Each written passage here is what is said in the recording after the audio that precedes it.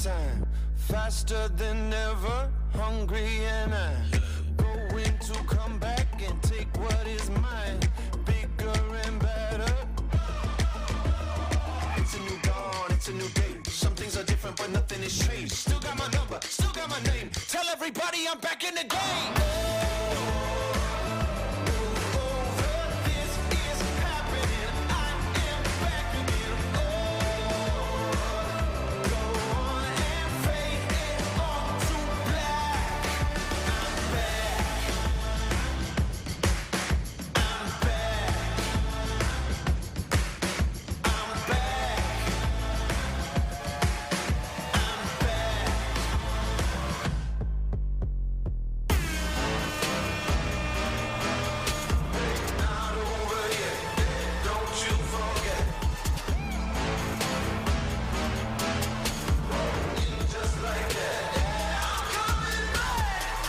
Saddle, cut to the chase. I ain't somebody who stays in one place. Ready to go, I'm coming to play. You better know I still got something to say. It's a new dawn, it's a new day. Some things are different, but nothing has changed. Still got my number, still got my name. Tell everybody I'm back in the game.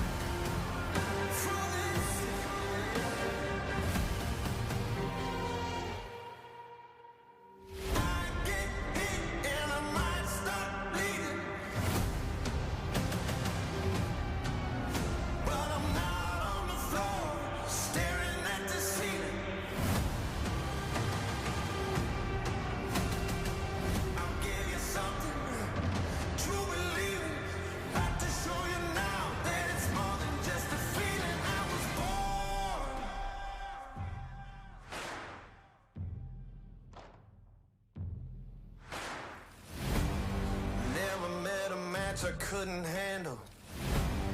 No one else could ever hold a candle. Get ready for a battle, cause you know that I was born for this. I was born for this. Never met a mentor couldn't handle. No one else could ever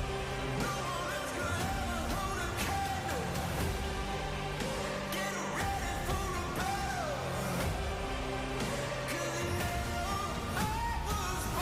candle. Get ready for a battle, cause you know I was born. I tell you I was born for this. Ain't nothing gonna stop me now.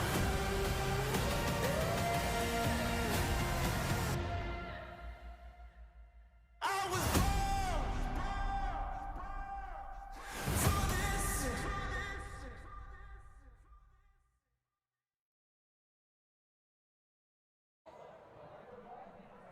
No Limits, Texas, the next stop for the drivers of the Northwest iRacing Cup Series. It is round 11.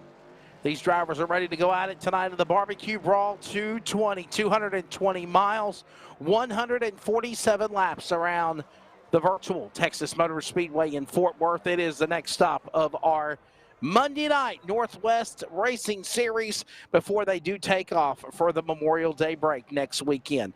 Good evening. I am Wesley Outland. Welcome back to coverage of iRacing on LSRTV and broadcast coverage on the Community Radio Network, 87.5 FM in the Triangle of North Carolina. I'm Wesley Outland again, as I said. Justin Prince is alongside, and the man pushing the buttons in the Rocket Media Live Sim Racing Production Studio in Texas, in Wichita Falls, is Charles Wooten. We want to come right out of the gate and let you know that both Charles and myself are dealing with weather-related issues. If we have any internet problems, that is where it's streaming from. So, but with that being said, the show goes on.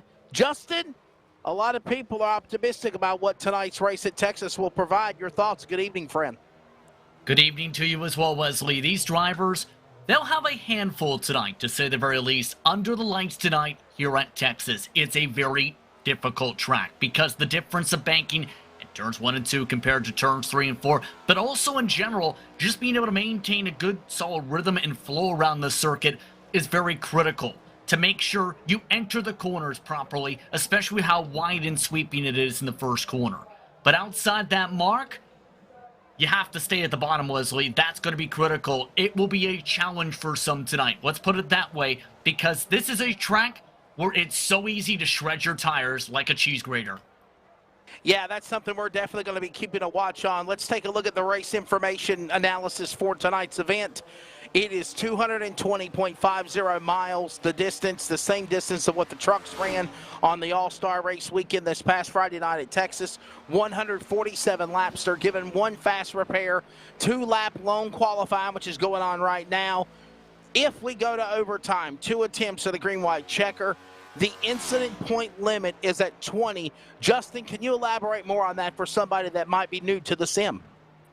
Well, first things first, when it comes to that 12 incident points, you get a black flag from race control, which will put you essentially into a spot where you have to serve a penalty under green flag conditions. It's essentially a stop-and-go penalty. You pick up more contact with, say, the wall or the grass or another competitor, you immediately trigger another black flag. Then you reach another 4 incident points secured throughout the race. You're disqualified for the rest of the night. You are done and parked essentially from that point forward. To put it simply, if you touch 3 cars with significant contact, you go and serve a penalty. You touch another one, you serve another penalty. You touch 5 cars, you go and sit in the garage area for the rest of the night and say thank you for the chance.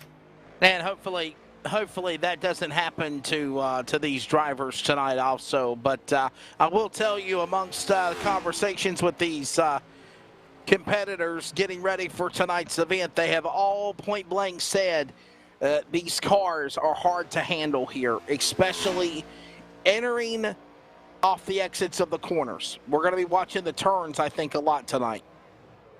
Yeah, a lot of keys to victory when it comes to tonight. You have to consider when it comes to Texas.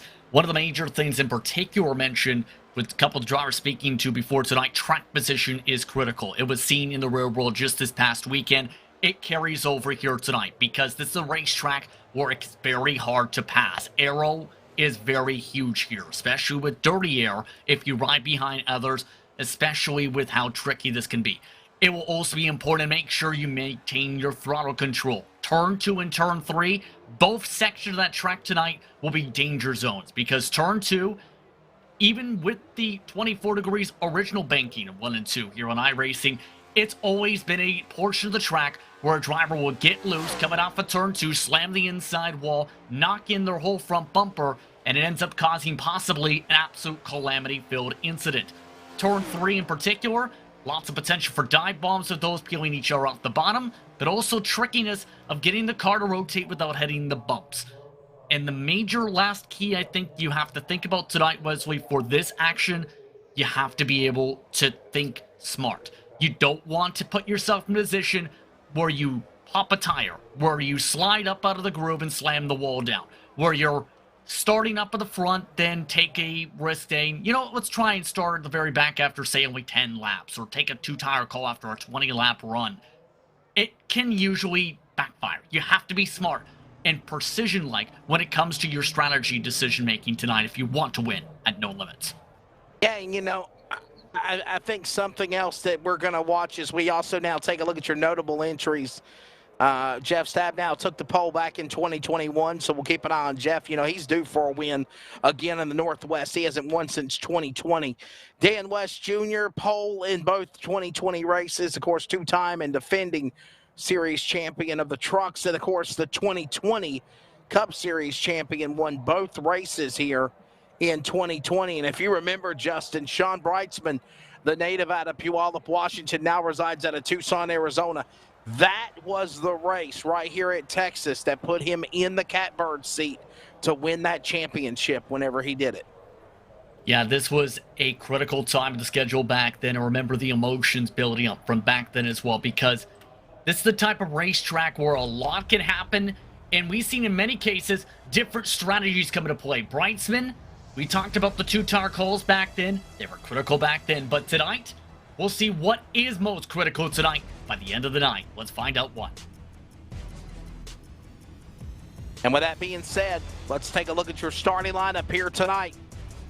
Lake Peterson with Super Friends. He's back. 3 wins on the year for the driver, the number 9. He's on the pole to the outside. Dennis Moore for the Beaver State Clan in his Camaro, number 44. Row 2. What a run for the Marines car. Memorial Day weekend coming up for James Vining, the Catman. And Ryan Bloom, the 2021 ARCA Northwest champion, and the 25 will start 4th.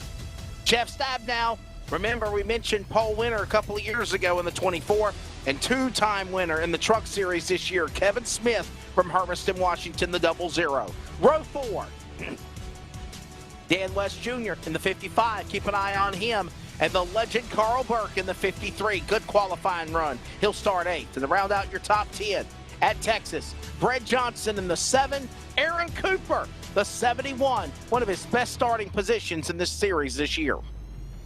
In the 11th spot tonight, row 6, the number 12 machine is Briar Reynolds. He'll start alongside the number 23, the fan favorite, Toby Ritters. A surprising row 7 start for Cole Raz. He was the quickest driver in practice. His 10 machine starts alongside the number 43 of Vinnie McDonald. Behind them, the number 41 is Stephen O'Hare in the American Touch-Up machine, alongside the green 89 of John Ottenbacher. 17th spot tonight goes to the 64 of Justin Yee. He's starting alongside a very shiny Dunkin' Donuts machine. It's KC Duncan. Rounding up the top 20 in the qualifying times recorded, BJ Duvall in the 85 machine and Bruce Weaver in the number 40. Good to see Will Duvall back here with us again. Caden Anderson to the 37. He's ready to go in row 11. Ryan Barnes to the outside of the number 4. Row 12, Chris White, series champion of last year in the number 6 to the outside. Tyler King, one of the Beaver State drivers in the 21. Row 13 tonight, we'll find Dan Lowther in the 63, B.J. Tidrick in the 72. Row 14, Frank Harrison, 11, Troy Daggett, 51. Round out your top 30. We'll find the driver of Tyler Kim in 30 and Chris Camary in the 15. And there's the lineup. 30 cars ready to go here tonight. No Limits, Texas. This will be 147 laps, 220.50 miles, around the mile and a half here at Texas Motor Speedway. Blake Peterson and Dennis Moore on the front row, set to get this thing started. Lights are off on the pace car. The pace car is peeling in onto pit road. 2 by 2 by 2, their kaleidoscope of virtual colors ready to soar into orbit here at Texas as they make their way into the O'Reilly Auto Parts starting zone. Green flag goes in the air. Other cars in the back trying to catch up from behind. And ladies and gentlemen, you have a virtual race. We're Cup Racing, Northwest style, Monday night here at Texas. Blake Peterson off to a clean start at the head of the pack, trying to pull way down the back straightaway. Dennis Moore clear for second. Light is on for third, but caution down the back straightaway in the 20s. It is Troy taking around and several others scattering. 3 cars slammed to the wall. We're under caution. Yeah, that's BJ Tindrick involved, Tyler Kim involved, Will Duvall involved, a multi-car accident off the back straightaway on the opening lap. Justin, you saw it break loose, and it puts us under yellow flag very quickly here this evening at Texas.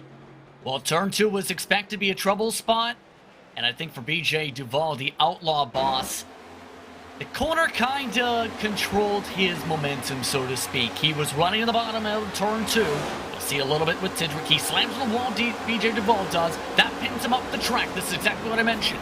Once you hit that inside, you can ricochet back into traffic. At least 3 cars slam the wall, and Dan Lowther in the mix as well has to do a 4-tire drift to avoid any significant contact. Man, I got to give props to Dan Lowther and Chris Camary and Dana Rogers for also being able to get up on the binders and miss those 3 cars crashing in front of them. Great piece of driving there as well. Yeah, that is not an easy incident to miss, so to speak, because of how tight it can be down the back straightaway. Yes, you have 2 or 3 lanes you can go, but with how close that safer barrier is and how much speed you're carrying out of the corner, more than 160 miles an hour at least, it's very easy for cars to get pinned back up the racetrack, like we've seen there. As Duvall's already made his way to the pit lane. Kim, Tindrick, Daggett all getting repairs done under this caution. How frustrating is that, Justin, to take a fast repair 1 lap in the race? Extremely frustrating, because you're essentially racing on eggshells the rest of the way out. And as we both know, aerodynamics are important at a mile and a half, especially when it comes to stock car racing these days, even with the next-gen car. Because while there's some drivers who can overpower that damage and run up to the front based on their ability to maintain speed in the corners and their comfortability with the car in general, you give yourself a better chance, obviously, if you don't have significant damage. And in those cases, you're essentially hoping you don't get hit again, and that's going to be a tough thing to ask at a track such as this that many drivers still have a hard time learning about driving, even a couple of years after its introduction to the service.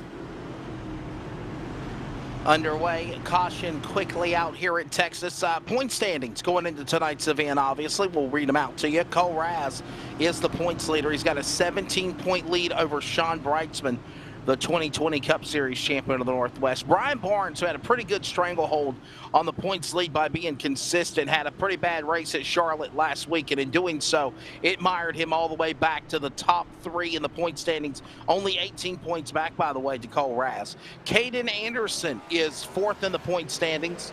Dan West Jr. in the top 5. Briar Reynolds, Lake Peterson, Ryan Bloom, Kevin Smith, Kenneth Garber, your top 10 only, and there's almost a 3-way tie.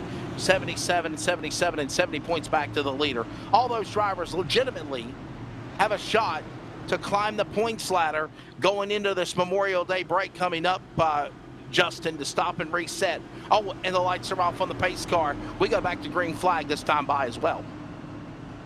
Now, plenty of drivers, I think you have to wonder when are they going to be able to break through, because Jeff Stabnow, he's had a few chances. The luck hasn't been on his side as of late. Christopher White starting to pick up a little bit of the speed he had been lacking coming into the past few weeks, it seems. And of course, you throw into the mix drivers like O'Hare, who have been in the conversation here and there. Audenbacher's been in the conversation here and there. Wood was in the conversation a couple weeks ago. There is a chance for a few drivers to possibly have surprise victories still, or break through for a first victory. It's just a matter of making sure you're there at the end, and that's been the tough thing for some of the cars this season. Lights off on the pace car after a caution on the opening lap here. We're going to work four laps completed, and it'll be lap 5 they'll be working when they come back to the O'Reilly Auto Parts restart zone, and you see quickly Lake Peterson is gone. He pulls away from Moore. Vining battles with him for that second spot. Moore, Vining, Bloom, Smith, that's in the top 5 as Peterson sets sail for the leadoff 2. Peterson, an absolutely unbelievable start. Nearly 7/10 up already. Vining clears for second. But Ryan Bloom hungry for a dive to third. He cuts off the back end nearly of Dennis Moore. Moore holds on as the 25 rides up the seam.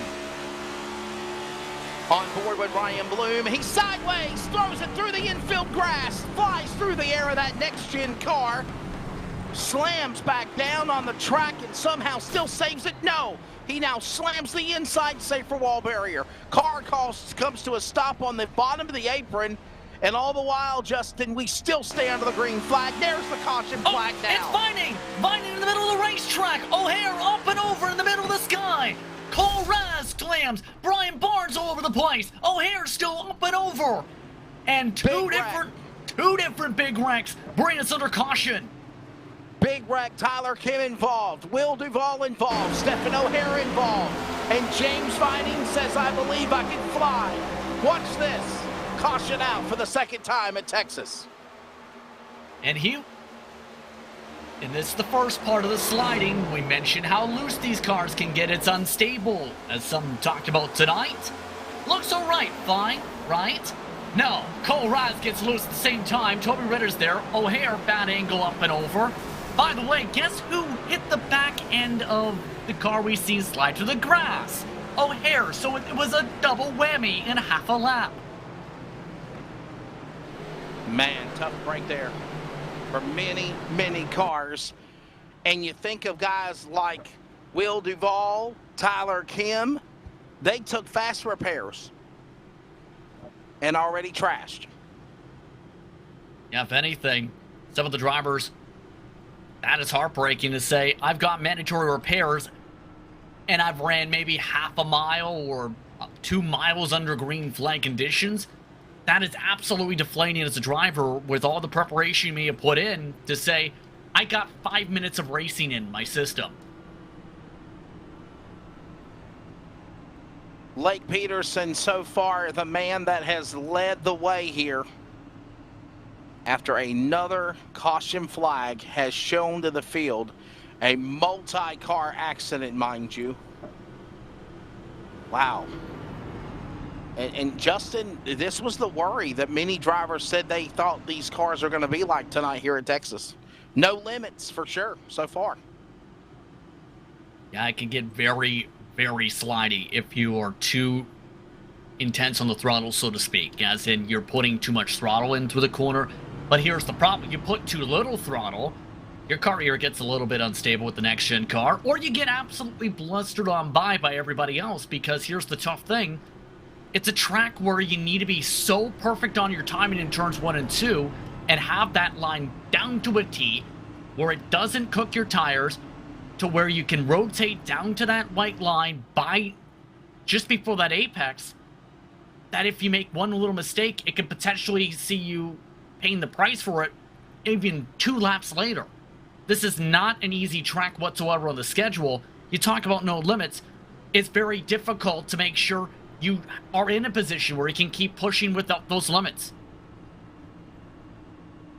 We have had 2 caution flags already in the 9 laps, 8 laps completed of this race, and they have been not just single car problems, multi-car accidents. We saw the big wreck on the back straightaway, but before that we saw where Ryan Bloom on board with the 25 driving through the grass. Justin, how badly damaged is the undercarriage of that 25 car, you think? I think for Ryan Bloom, the lucky thing was, at the time he was able to finally slow it on down, they were wrecking in the middle of the back straightaway. So technically, I think his initial thought might have been, I'm going to take the tow here. or hope there was a caution triggered. It wasn't going to happen since he was on the apron, I believe, at that point. But I think he took the faster pair, should be okay. Keep in mind, if you slam up and down off that grass, whether it's artificial turf or whether it's natural grass, no matter the circuit like this, Wesley, you end up going across that transition from grass to pavement. It lifts you up off the ground, slams you back down. That completely destroys parts of your undercarriage several times as you bounce around that infield. So there has been more caution laps ran here in this race since this got started. I think they've had maybe a lap and a half at full song, if you will, when the cautions have come out. And obviously nobody, Justin, not pitting for the time being. Obviously, we're going to get one to go at the line, I believe, this time by. Lights will go off on the pace car. Lake Peterson and Dennis Moore will settle us up for another restart. Kevin Smith, Jeff Stabnow, and Dan West Jr., teammates right there, being right there in the top 5 with each other, staying out of trouble in the early going also, Justin. It's been a race of survival so far. Cole Raz has already had to use the faster pair, and we've seen how difficult it was for him to come back to the pack after his incident last time out at Charlotte. For many of these drivers, it's just been the matter of staying out of the trouble and keeping your eyes open. Caden Anderson didn't even put in a qualifying time. Remember, he's picked up multiple victories this season. He's got himself a good spot possibly for the postseason as long as he keeps on racing and making starts. He's already up 11 spots with the craziness. And here's the more wilder thing. Chris Cameri, basically last on the starting grid. He's up to 18th. All from Don just staying out of the trouble and backing it down and being able to stay away from everybody else as they crashed in the middle of the back straightaway both times.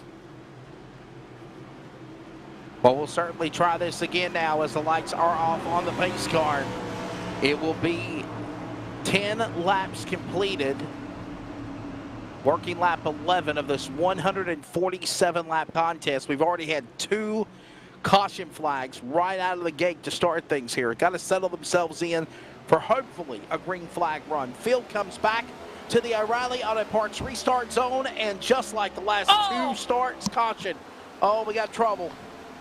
Oh, no. Oh, I think it's Dan West Jr. if I can see. Yes, indeed. He spun the tires. I jinxed him.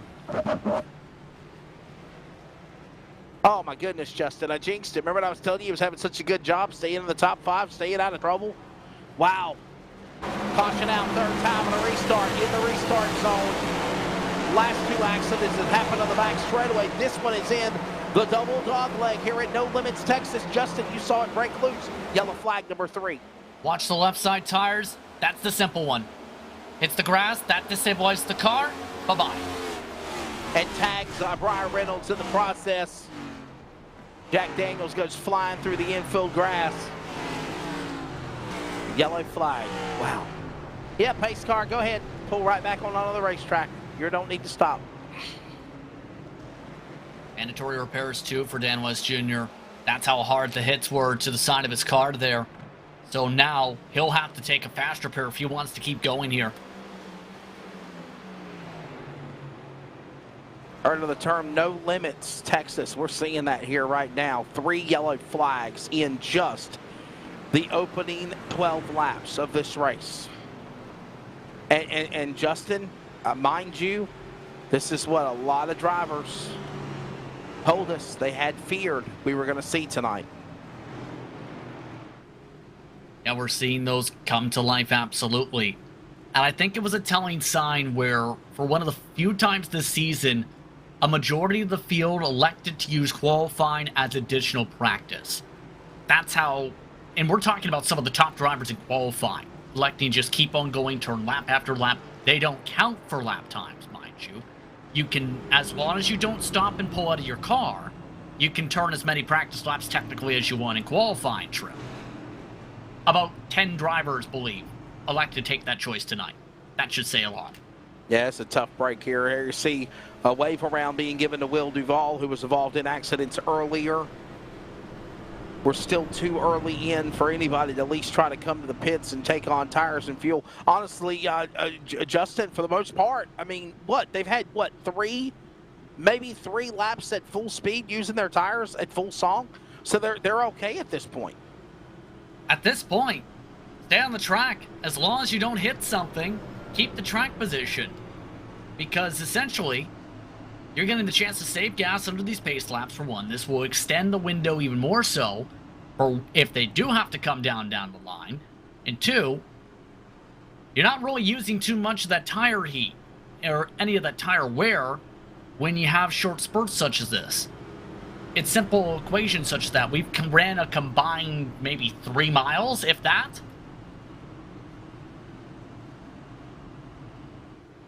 Caution out in this 147 lap contest here at No Limits, Texas. This is the third yellow flag back to back to back.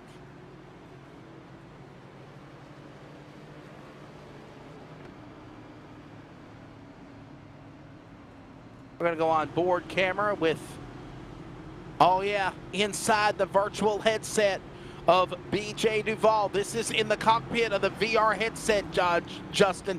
We saw this last week. Look at this. This is literally what he is seeing in the cockpit of that VR virtual headset.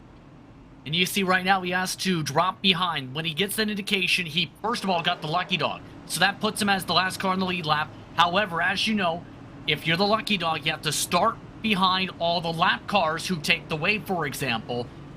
And right now he's having to sort out how many cars do I have to let go here. He's let by James Vining, for example. Every other car he had to let by just ducked back into the pit lane.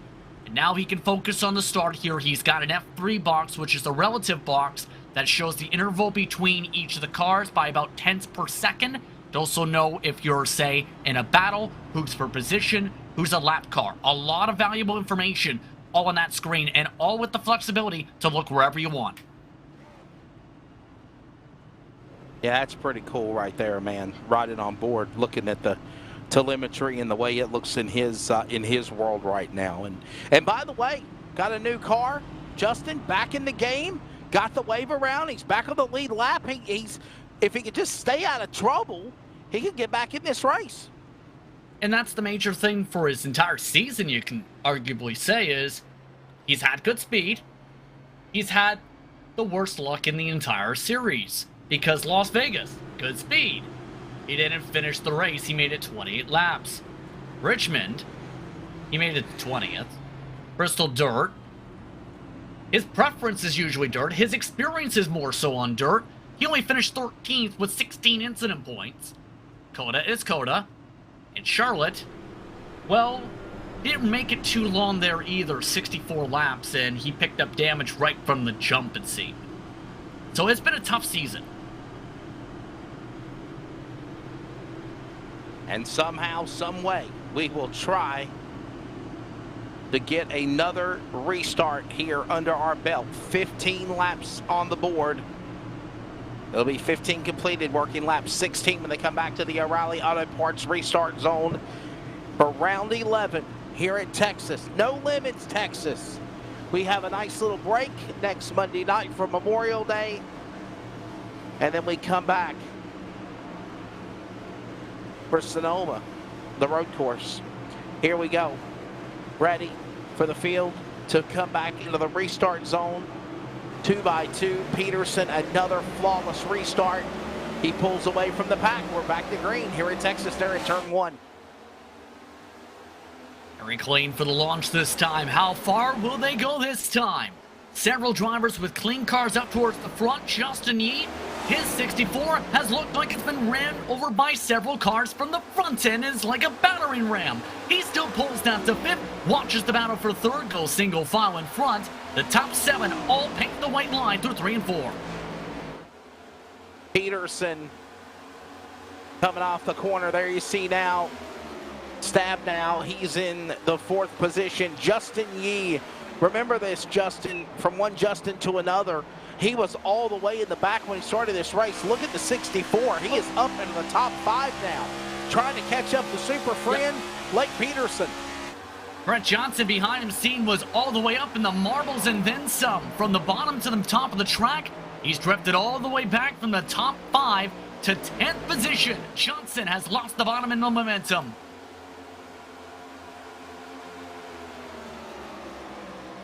And there is that number 7 machine Audenbacher behind him, the native out of Billings, Montana. Peterson, Moore, Smith, Stabnow, Yee, top 5. Finally, a pretty good green flag run if they can hold it together. Watching them work their way to the back straightaway. Weaver up on the outside, closing in under that Dunkin' Donuts machine of Casey Duncan in the 17. And it looks like a throwback, Justin Prince, to when Darrell Waltrip drove the silver throwback car in the Winston back in the day. He's ran this game a few times this season. However, it's very fitting that it happens here at Texas, which hosted this year's All-Star race as well. Very shiny under the shiny lights. Meanwhile, behind them in the fights going on, some of the other cars with various colors, such as Tyler Kane looking to hold on to the outside. Dan Lowther watches as Chris Camary stuck on the apron. The 19th place car, the number 15 Toyota, down on the apron. Watch Camary's car. He holds on to it. I think we're going to stay okay. No harm, no foul. Green light stay on. As Camary's car has already been through problems all night. Since the start, he's missed a couple of wrecks. Falling back now. They go to the back stretch. We're 20 in. Meanwhile, Munsto's on the recovery drives already. Cole Raz. He started mid-pack in this race, involved in the big, massive incident down the back stretch. For the second caution of the race, it looks to ride the bottom up to 10th position. +3 from his starting grid slot, and already about +7 or 8 from the initial incident. Closing in quickly on Brent Johnson 7 in the draft. Going harder down to the white line on the apex down. McDonald hits the apron in front of them. This bottles everyone up for a 3-car fight. Yeah, watch that battle now. As McDonald now under attack by Johnson. Trying to also hold off the likes of these other cars around him. Of Raz climbing up there. And here comes now Justin Yee. Yee has Anderson behind him. Along with Stabnow being bypassed. Stabnow falls back to 6th. Outside the clutches of the top 5. And Raz wants more to the inside of Yee. That's Anderson. And the caution's out. Yellow flag flies. It's Chris Camary back straight away. It was on his own in a one-man bandstand through turns 1 and 2. Remember how loose some of the cars were getting earlier? Well, he got excessively loose through 1 and 2 again. Apex in the corner seems to be a disaster for many drivers tonight to be able to hold on to the car. Watching the replay here on the 15. Watch him down below the apron. Shoots the gap, comes back up hard into the outside safer wall barrier. Entering turn number 2 on the back straightaway and, well, exiting turn 2 is what I meant to say. Wow, under caution again. There's on board with the leader, Blake Peterson. And look at that, DWJ. Wave around, and he is back in the game again now, Justin.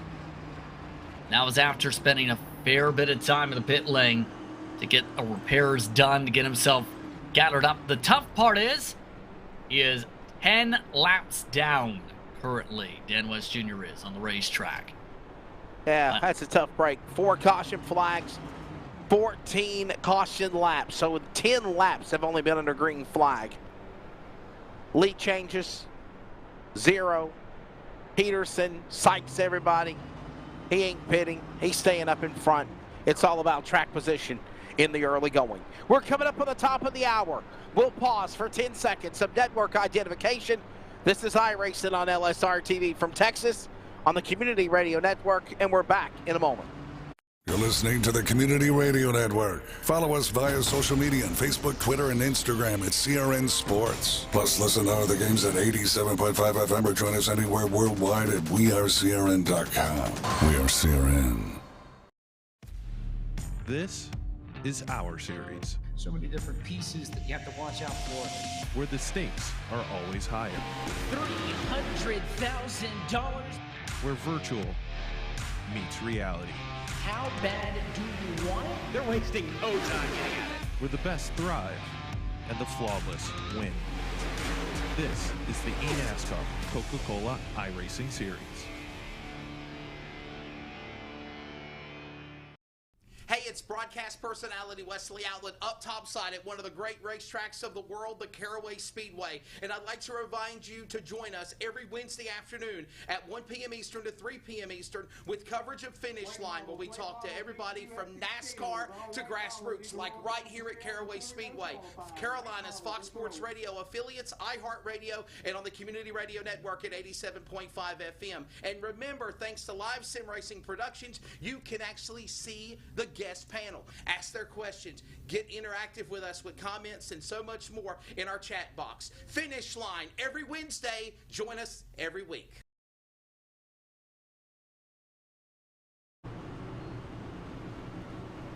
And Finish Line, Justin, going to be a good show this upcoming Wednesday, my friend. It's a preview of the Indianapolis 500-mile race and the Coca-Cola 600. We have got Mark James, the radio voice of IMS Radio Network, on Finish Line. Alan Bestwick, one of the most respected broadcast personalities and friend. He's going to be joining us on Finish Line to talk about the Indianapolis 500. To be announced, Dave Calabro, who took obviously the replacement of Tom Carnegie when he came down very deathly ill, was sick. And Dave Calabro has been the long-time PA guy there.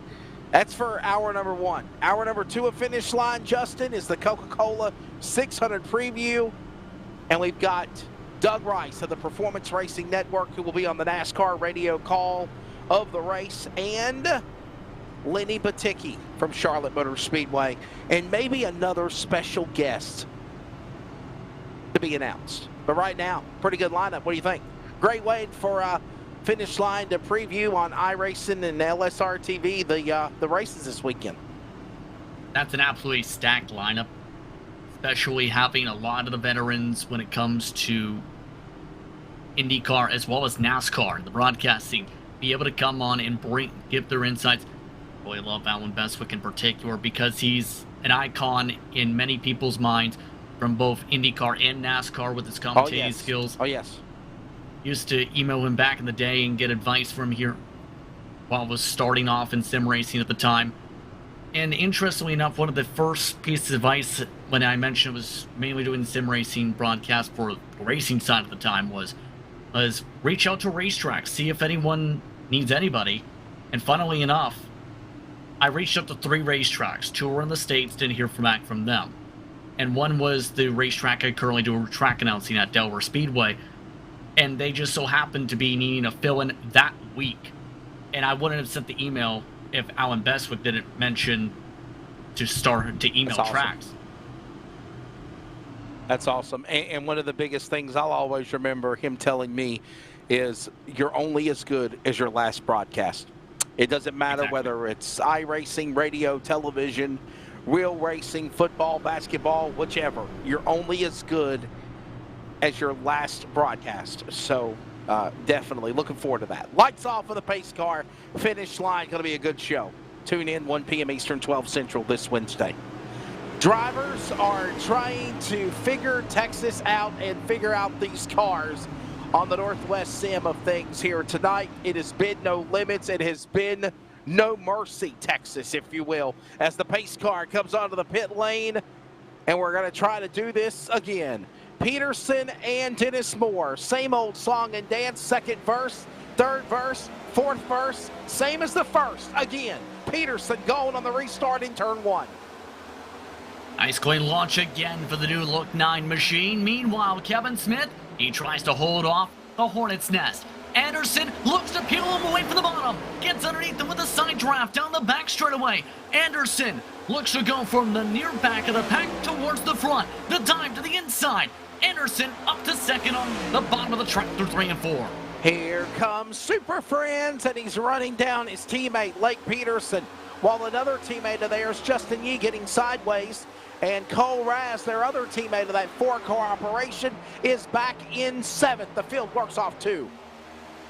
And trying to find a way back to the bottom, trying the middle line, not working out too well. Yee able to hold on behind. Keep in mind, Yee still dealing with that heavy front nose damage. Dennis Moore trying to reel him back in. Single file along the bottom of the racetrack. Majority of the pack as they settle down for our longest run of the race. 30 laps this time by when they come across the stripe. And there's, of course, Kevin Smith 2 wins this year in the Northwest Truck Series, but looking for that first Cup win of the year. He settles nicely in the top 3 as they work off of turn 2 and they hug the bottom. Oh, and a loose moment for Anderson. He keeps it off the wall to the middle. A dive bomb from Smith. He peels Anderson off the bottom back. Smith takes advantage of a massive save from Anderson. And by the way, I've just been informed that Lake Peterson is an affiliate to Cole Raz and of course, Caden Anderson. He is not a teammate, but they're just kind of, what do you say, neutral, if you will, Justin, while that goes on? Technically, you can count them as friends, though. Yes. Friends, not teammates. Yes. Albeit, Cole Raz amongst those super friends. He's up to the battle for 6 with Jeff Staff now out for 4. And they work their way off of turn number 4. 30 laps in right now. Peterson is the leader. The full field rundown with the driver's car number and last name on the ticker on the top left down to the bottom. 30 cars started this race. 2 cars are out. And right now, it is only 24 cars on the lead lap. 32 laps in to this event here at Texas. Right there is Raz. Raz got stabbed now behind him. Yee in front of him. And they work off the cycle line of turn 4. Keeping themselves clean amongst that top grouping. Keep in mind, Kevin Smith right of the back bumper of the 9. Still for the battle for the race lead. They have broken away by a second. 37 of Anderson. Meanwhile, Dennis Moore's 44 and 4th. Justin Yee 64 and 5th. Cole Raz in 6th in the 10 car. 24 of Stab now in 7th.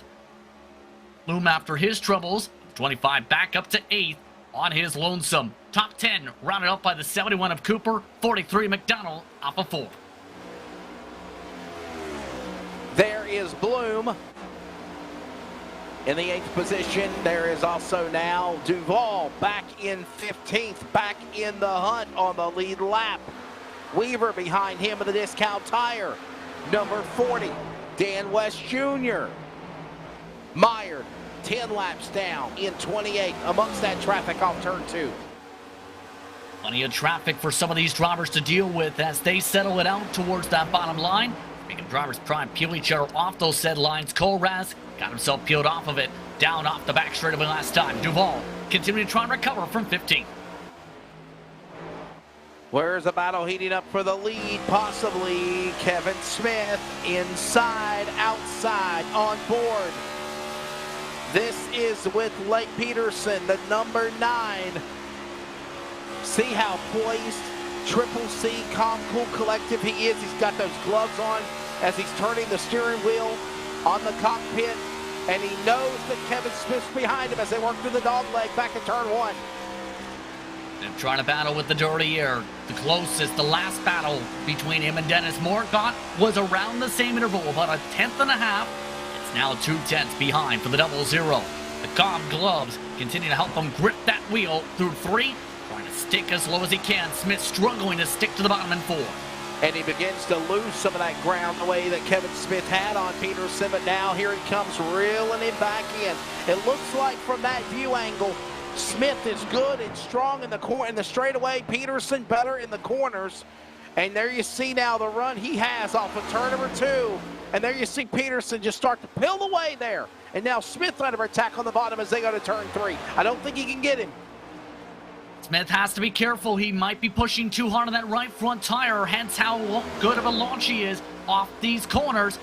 Peterson's talked about in the past the tire saving he's done at these tracks. He's showing it off now at the front. At Valvoline, number 9 peels down to the bottom of the racetrack, off to 1-2. And literally tucked right behind him, Kevin Smith, like a half a car length off the racing groove, trying to reel him in. He can't. He stays up under him now. Nose to tail as they work their way to turn 3. Off to the corner again. The separation builds up. A black flag has been issued to Stephen O'Hare, by the way. His first penalty of the night and our first for incident points. He has to serve a long stop as a result. We go quad screen, triple screen, in fact, once the battles around the track was lead. Going trio screened, if you will. 3 camera angles, different action. Watching the battle for the lead of the big screen to the left between Peterson and Smith. Also, there's McDonald's car trying to battle with, I believe it's James Vining. And then you have trouble back straight away. Toby McDonald. McDonald wants those helmet to slow down. McDonald is in the middle of the racetrack, and we see that on the bottom right screen. Caution is out. McDonald, as you've seen moments ago on the upper right screen, he was nice and calm. Not so nice and calm now. He's now got to modify. Yeah, what a tough break there for him, and the caution will fly here. And take a look. This is the replay coming up here. He was running nice and calm, consistent marks, but as we've seen, after even a few laps, it's so easy to have a mistake. Oh, no. Wow. McDonald then got into another car of Aaron Cooper. Cooper able to continue along, get on the binders there. Yeah, big piece of driving there by Brian Reynolds and more. And the caution is out again. Well, they had a pretty lengthy green flag run this time there, Justin, before the yellow flag fell. We're closing in on 107 laps to go. Do the leaders pill in? They have gave me the answer. Yes, the cavalry is coming in, except I believe one car did not pit. And that was Caden Anderson. Everyone else is in, though, Justin. An intriguing call from the 37, who has not yet pit in this race. Toby Ritters stays out as well. He had a pit stop after one of the crashes earlier, as well as Troy Daggett. Everyone else into their pit stalls for their first scheduled service for most of them. Peterson taking the right side tires. Remember, when it came to some of the races during the week, drivers have attempted 2 tire calls with this package. That has been a massive gamble. No gambles this time. Peterson, nice and clean of the box, off and away. Second off the race. Behind him, Cole Raz, followed behind by Yee and Moore. Yee has taken his faster pair. By the way, I was wondering what the, my goodness, with the 43 was. It appears it may have been a technical issue, Wesley, because the 43 out of 2 went from normal turn to the wheel completely to the right over top of each other, about a full rotation to the right, should say, in the sim. It's a tough break there for that driver, McDonald. He's going to be mired all the way back on the top 25 now. As, hey, by the way, you're looking to partner with LSRTV. We are taking new partners, businesses, sponsors. If you're interested for 2022, message us on Facebook for more information. Again, that is looking for partners, sponsors. We'd love to have you. There are more cars coming onto the pit lane, pilling on that are a lap down or more. This cycle of pit stops has put down Caden Anderson up to the lead because he did not pit. This is going to put Dan Lowther in the number 2 spot. Toby Ritters, man, the Budweiser King of Beers machine, Clifford in the top 3 now. And then in pitting first, out first is Lake Peterson. However, he will be in 4th when we come back to the green flag. A lot of shuffling as a result of some of the caution flags and some of the different strategies, and that's the tough box. With the tire sets, in theory, you have 2 stops for fuel that we're expected coming into tonight. The fuel runs about 60 or so laps normally on this type of a racetrack. However, the cautions have really modified that to the point where, for many, they've taken one of their 2 stops right this window.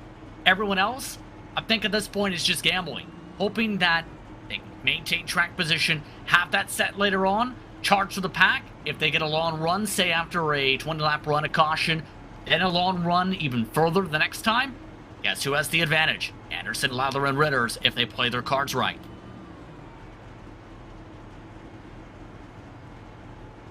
Caden Anderson on board with him, still has not pitted. The Harvest Chevrolet number 37.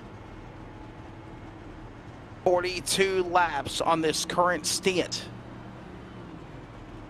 I think we're going to come around this time by and we will take the 1 to go indication. Try to get ready to go back for green. 107 laps left in this race here. Only during this caution flag, something happened to Carl Burke, where after his normal pit stop, had to pull to the side of the track and then pulled out of the race. Hope everything's all right at the 53 count, but that brings us down right now to about 25 cars still running on the racetrack. A couple of laps down. Binding at the moment is the only car on circuit 1 lap down, running in 23rd. Also have Vinnie McDonald, who is 2 laps down, now in 24th. Frank Harris, who's been in and off the pit lane, 3 laps down in 26th. Dan West Jr. still chugging along, 10 laps down to 55. Let's give you your top 10 as the field works their way to the back straightaway. Ready for the restart. Up 20 spots is Caden Anderson, the leader. Up 23 spots, Dan Lowther is second. Toby Ritters is up 9 spots to third. Of course, in fourth position is going to be Blake Peterson. After the pit stop, Cole Raz, Justin Yee will start off the next bottom 5 along with Dennis Moore, Jeff Stabnow, Ryan Bloom, and Aaron Cooper comfortably in the top 10. It'll be lap number 43 completed, working lap number 44 when they come back to the O'Reilly Auto Parts restart zone here at No Limits, Texas. Survival of the fittest, if it will be, as it has been calamity caution field. Most recent lengthy green flag run, and now we settle in with now Super Friends, the Yakima, Washington native, Caden Anderson. His chance to lead him as they're 3 wide behind him out of turn 2. Trouble in through turn 2. He bumps into the 44 more to the outside wall. Several spin around to the heart of turn 2 exit. Slamming into it is Brian Barnes. Bloom spins around in the middle of the backstretch. Up and over again is McDonald. Smith tries to avoid it, gets slammed in. More cars enter the parking lot. Yeah, McDonald, I just saw from the glimpse, had contact, I believe, Justin, from Dan West Jr. again. He cannot seem to get a break here. Justin Yee, beaten, battered, banged, rolls away from the accident. He's caught up in the accident as well. And the caution waves yet again on another restart here. And here is our replay of what happened. Justin, you saw it break loose. It started with him going 3 wide, 4 wide, all over the racetrack in the bottom of turn number 2. It really more so started on Justin Yee getting very loose, very quickly. And that's been the trend in 1 and 2. Look from the start, from the get-go. A clean launch off from the start. Yee got a better launch, we'll say, compared to Peterson on that back bumper. Now here comes the tough part. As we've seen, the higher you go in turns 1 and 2, apex off, that seems to cause the car to either bobble around or spin around. Yee has it spin around, he saves it into Moore, that sends Moore up the track, collects Cooper, and then it's a parking lot from there as 3 packs of cars start spinning, and McDonald, who has already flipped over after his technical issue moments ago, he's probably done for the night with that one. Dennis Moore, Ryan King, Dan West Jr., McDonald, Kevin Smith, Brian Barnes, Ryan Bloom. Need I say more? It seems like that was a Daytona big pileup here in Texas. And a good portion of the field having faster pairs having to be used. Moore, McDonald, Kim is still yet to come out, but King has to use one from this one. Most of those drivers still have the faster pairs they can use. However, McDonald doesn't have one. And remember, Kim just used his, or rather should say, Yee just used his in the 64, the last caution. So in our words, for Yee, the best he can do is fixes whatever he can, hope that he doesn't pop the motor at this mark. I know we mentioned calamity caution field as we are approaching 100 laps to go here at Texas. Let's take a look at the race analysis or the race summary so far, bottom left, and it tells the tale here. My goodness, Justin, 6 caution flags in less than 50 laps, 22 laps under caution, 1 lead change, and it only happened because of a change of pit stops. That's how it took place. And right now, I don't know if Anderson will hold on to the lead. Obviously, Leslie, long term with everybody. I don't know why he didn't pit this last time. I don't get it.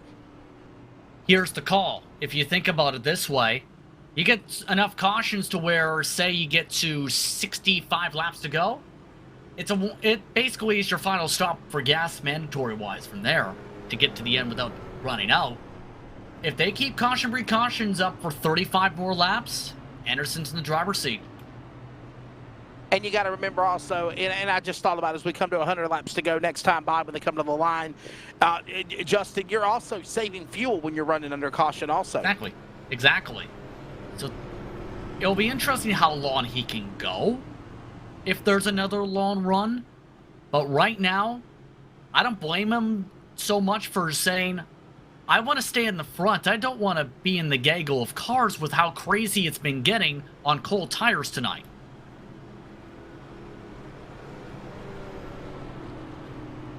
Well, there you see the number 9 of Lake Peterson, who was 4th on the most recent restart after pitting, is now going to be right alongside an affiliate of the Super Friends team of Caden Anderson. Toby Ritters, Justin, props to Clifford. What a run for the Budweiser 23 tonight. That Chevrolet looking good. And for some reason, he's wanting to push Anderson across the start and finish line here. I'm not sure why, but I will say Ritters is having a very strong run. He does have damage from the craziness now, but he's on the same strategy window as Anderson and Lauder at this point. And it's the same method. Maintain track position. If you get enough cautions to where everyone has to come down to 65 to go to make sure they make it the rest of the way, guess what? He's possibly one of the front runners by the end of the night. James Thurston said it great in the chat box. He says saving fuel and stays out of traffic with all these wrecks. Exactly. There you go. Lights are off of the pace car. It'll be under 100 laps to go when the green flag comes back out at the O'Reilly Auto Parts restart zone next time by. As Caden Anderson is the leader, the man that set fast time, who has led the first part of the race before he pitted. Lake Peterson right back up there to second in the strategy. Toby Ritters is third. Dan Lowther, good run for Dan Lowther in the 63 in fourth. Cole Rass, he's right back there behind Ritters, top 5. Stabnow, good decent run in sixth. He's got Billings, Montana, also John Ottenbacher, his teammate alongside. Will Duvall, caught up in the accident earlier, has somehow got back in the dance. And Brett Johnson, the 7 machine, in the top 10. Green flag goes back in the air. Anderson gone. Pulls away from Peterson and more. That stacks him up now as they go to turn 1. And the caution back out again. We got trouble in the dog leg there on the restart, Justin. Was about to say they had a stack up with Brent Johnson having a problem getting going through the gears. And then after Johnson's issue, Wheeler had a downshift, I believe, that spun his tires in front of everybody else and collected the rest of the pack. And already Bruce Weaver's taking the pit box. And I literally just jinxed him, Justin, because I said, Brett Johnson, what a great job he's doing. What a great job. And look at this. I literally just uttered it out of my mouth. And look at Bruce Lee Weaver behind him, and then they check up behind him, and Wright gets collected. Kevin Smith involved. I will say that was a good job in the first place for Bruce Weaver to get the checkup down, but then we get a chance to look at the gears on the onboard. He downshifted instead of upshifted by accident. I think that kind of broke his rhythm, the checkup sequence, and that's what caused that major sputter there. And as we've seen in the past, no matter the car, when it comes to the stock cars in the Cup Series, you go down a gear by accident, oh boy, those tires go lighting up fast.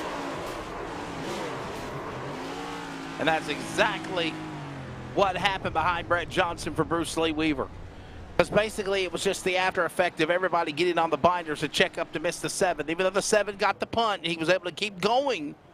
He assisted in causing all those cars to just check up behind him, and they got collected in the accident. Man. A lot of fast drivers involved in that one. Again, for mandatory repairs, BJ Tidrick has picked up a black flag for incident points. He still has to clear a black flag. Race Control just did that from his last pit stop sequence. Ryan Bloom's now got a meatball flag, and we've seen his troubles already. That may mean he'll have a long pit stop because of those repairs. At this point, we said it once before, we'll say it again. Caden Anderson currently is just hoping this trend continues and hopes that he has enough gas to get to where he can make it to the end by the time he does have to peel off, and he'll have an extra set compared to everybody else. And Justin, you think Toby Ritters is doing the same thing as well, and Dan Lowther? As mentioned, yes, but the difference is with Lowther and Ritters, they came in after one of the early cautions, remember, Wesley? So they technically don't have the tire set advantage. They have the track position advantage, though. Gotcha. But Anderson has not pitted at all. Not one Correct. iota. Exactly. Yeah. Stan is I believe what we said, 50 laps now. Coming up to Cars, 51. you see them driving below the apron, and the reason why they're driving below the apron is that's the best place to try to save fuel. They're not up in the banking. Exactly, shorter distance around. Also, some lap cars having to come in as well, who are some of those trying to save and hope they have enough for the wave around and then make sure they stay on the lead lap, because that's another equation we haven't touched upon. Say you're amongst those who have had to get a bunch of repairs done or lost a lap because of the damage repair, or had lost a lap having to get a tow done, etc. For Reynolds, for example, he's amongst those who basically needs a lot to happen. He's taken the fast repair. He lost a lap, however, from that incident with the stack-up a few cautions ago. And now he's in the spot essentially where, okay, now I need this to go to where I can stretch this until everybody else has to come in, because he's off cycle to everybody else now. Justin, we've seen good races with this new next-gen car on the virtual sim, and we've seen races like this. Is it the drivers not figuring out the car? Is it the handling? Is it the setup? What is making this car difficult for these guys to master, to figure out? Combination of all of them, to be quite frank, because first of all, as was explained when the car had its design debut, one of the major things was making it where it was more in the driver's hands, more difficult to drive. And we've seen, especially in the real world, how difficult it's been to drive in at a practice session, let alone when the green flag drops for the race, with how many drivers have hit the wall during the practice sessions in themselves. That kind of carries over to here in the virtual world, where it's been a battle to learn how the car can function too. As well, speaking of car, remember, this car, when it first had its design body originally released on the platform, it was a very different package and a very different feel compared to what the end product was. And what I mean by that is, the more time it was on the service, the harder it got. And that was emphasized a lot, especially by the time they got the data in December. And the third thing is, with the setup, it's a massive grind to be able to sort out the setups, and a lot more different than the Gen 6 car, where you have to have a lot more engineering background, so to speak, in some cases. In a lot more rare cases, it might be easier in some concepts. So in other words, it's a combination of all three. As a driver, you need to know that it's going to be more difficult, learn to drive the car. The car, it's changed a lot. You need to be able to learn how that car reacts as it changes. In the setup, well, you have to hope that the setup's dialed in for a race like tonight. And as we get ready to come back for the restart, something else to think about, Justin. We are almost 1 hour into this race. There's an hour and 17 minutes remaining on the time clock with 94 laps to go. If they continue to keep having these cautions, they might run out of time to finish this race as well. Indeed. Field back. O'Reilly Auto Parts restart zone. Green flag back out here at No Limits, Texas. Can we get a green flag run? That's the question. Anderson doesn't want that. Look at Ritters jump high up the racetrack on the restart. Way high out of turn number 2. That's one of the things that surprises me, Justin, is just how wide that racetrack is in the exits of the corners here in Texas. Well, you have to remember, it widened the amount of corner space there was when this track got reconfigured a few years ago. On top of the banking difference, it's really thrown a lot of the drivers off since then. On the platform and in the real world, through the turns 1 and 2, drivers trying to sort their lines out. Lowther misses the bottom, taking the bottom and step down. He checks everything up behind him. Duval checks up. Audenbacher checks up, and they're wrecking behind him in turn number 2. Back straight away. Caution out again. We got a spinner. He was spinning. I think it's Tidrick. BJ Tidrick in the Yingling 72 car. He was the one that was spinning, but Justin, it had to have started with everybody playing checkup whenever Jeff Stabdow about spun on the bottom of the apron out of 2. I don't know if there necessarily was Stabnow who was a factor in this, because BJ Tigrick was running the top, trying to arc it down, and it just snaps on him again. He tries to arc it, has to overcorrect the touch bit for the snap. Then he nearly saves it, overcorrects again with the wider treads, and it's gone from there. It slams hard into the safer barrier, and Tidrick, it's not been a good night for the 72. He is done. He's parked it. Man, I stand corrected. And you got to remember, Justin, you were part of that race. Remember when me, you, and Greg Rentz were on the call of that race in, I think it was June of 2020? Yeah. During the pandemic, BJ Tidrick, his only series win was a wild race, if you remember that, at Darlington.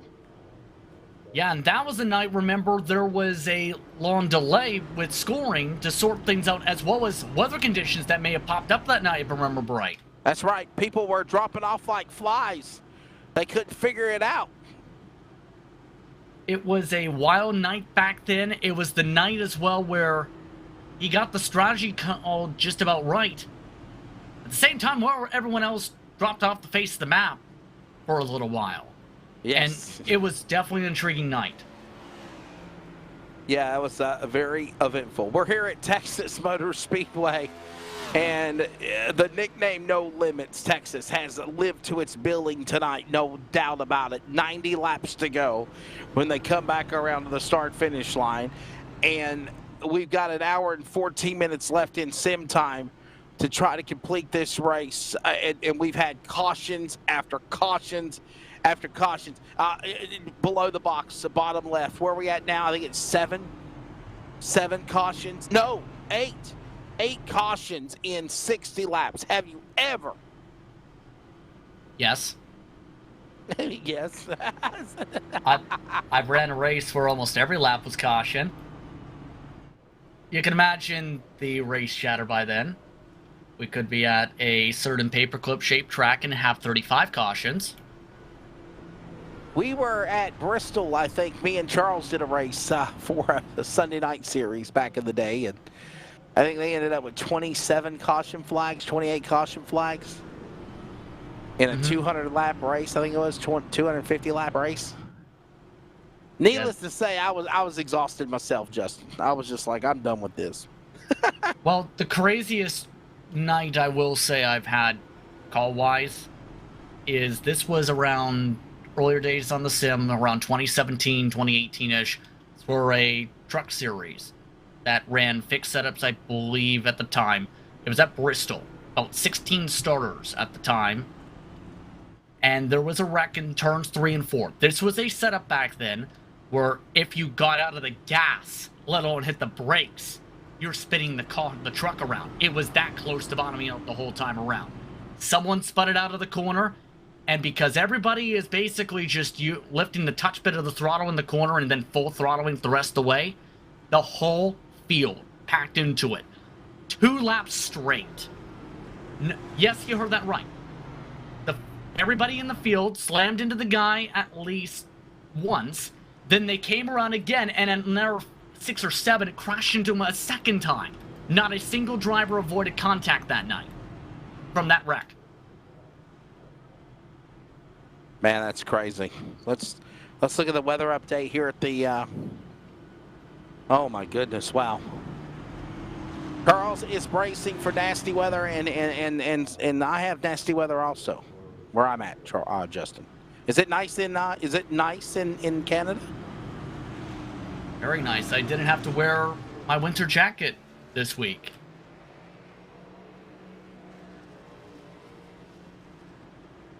I always had people joking about why you're wearing a puffy winter jacket. It's 50 degrees. It's like, it feels cold.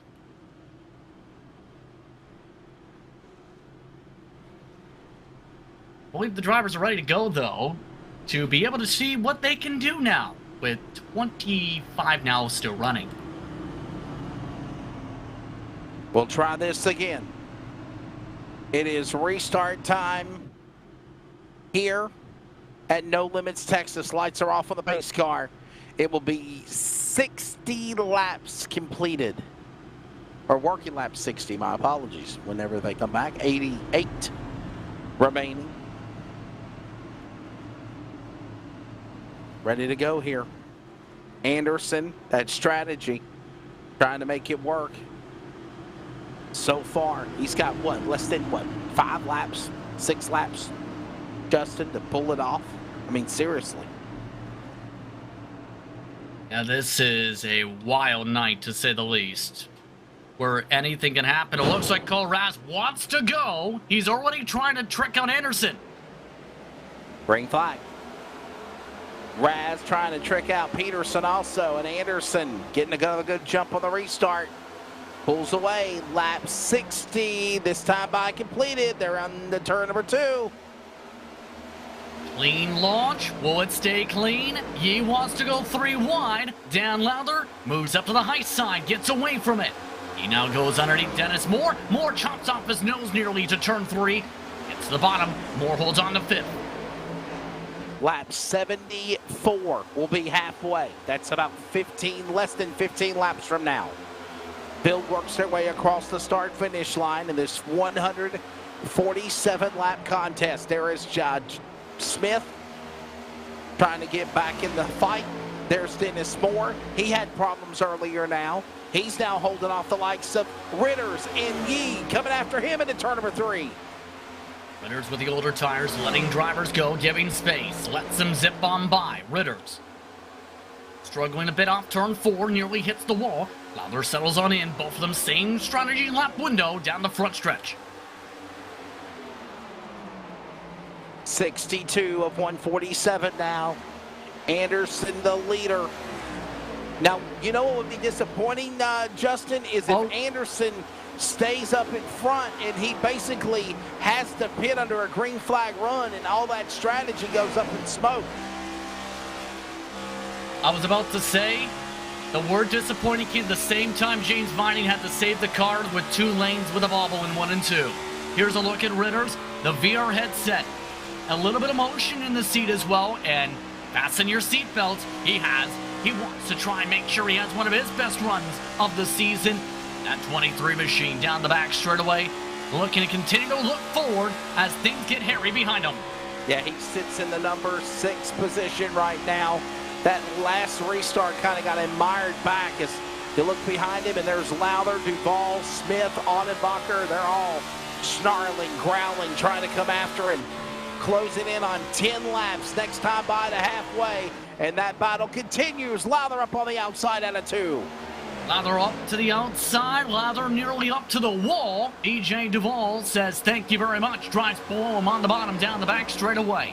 Kevin Smith looks to follow the hole opened up. Lowther bottoms out, Duvall hits the apron, hits it again, everyone slides around. Turn number 4 to the straightaway, here they come. Duvall and Smith, Kevin Smith down to the inside. Duvall, what a drive, he's in 7th. Got caught up in the accident in the early going. Trouble turn 2. He's back in the fight, caution, trouble turn 2. Brett Johnson, a hard right with a bobble and a correction, bounces him off the wall right into the path of Ryan Bloom, who had just fixed all his damage. Wow. We're back under caution. Caution out for the 9th time here at Texas. Justin, you saw it break loose. Well, that car absolutely broke loose, and we've mentioned a few times, this is a car very difficult to save.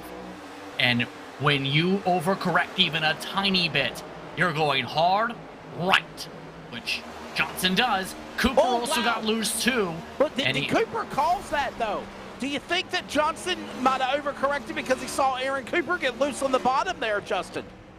I wouldn't necessarily say because of seeing it, but possibly feeling it. Because if a driver gets loose in front, this has been seen many times over the years on the sim, you end up having the arrow forces behind behind. You get snapped loose like that. Yes, indeed. Here he goes. We knew Anderson was pitting, and got to give props to him on his strategy, Justin. He literally wanted to play this perfectly to lap 65. Well, he did it all the way to lap 66. It's the furthest I think he could have gone here, and he has some friends with him who elect to come down such as Lake. Yes. Big question. Fast repair. Well, Brian Barnes, I think he overshot his bit box. No, he's okay. All right. What were you going to say, Justin? Was about to say his car's been pristine. Wouldn't use the fast repair here. Hopefully you don't use it. It's the better Peterson point. behind him. As soon as Anderson passed Peterson in pit stall box 1, Peterson went right with each other again. And look at now, the entire scoring pendulum threw on its lid one more time. As now Cole Raz, Dennis Moore, Justin Yee, Duvall, and Lowther are the new top 5. 1 hour and 5 minutes remaining in the sim race. 80 laps to go. 7 laps away to halfway. Or so 13.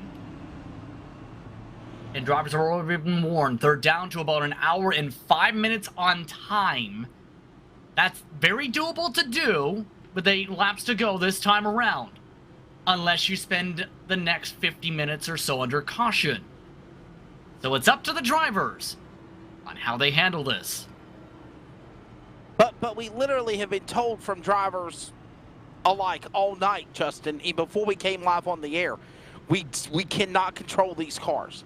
These cars, I hate to say this, but it's like maximum overdrive. They're like rock'em sock'em robots in a they have a mind of their own. They do what they want to do.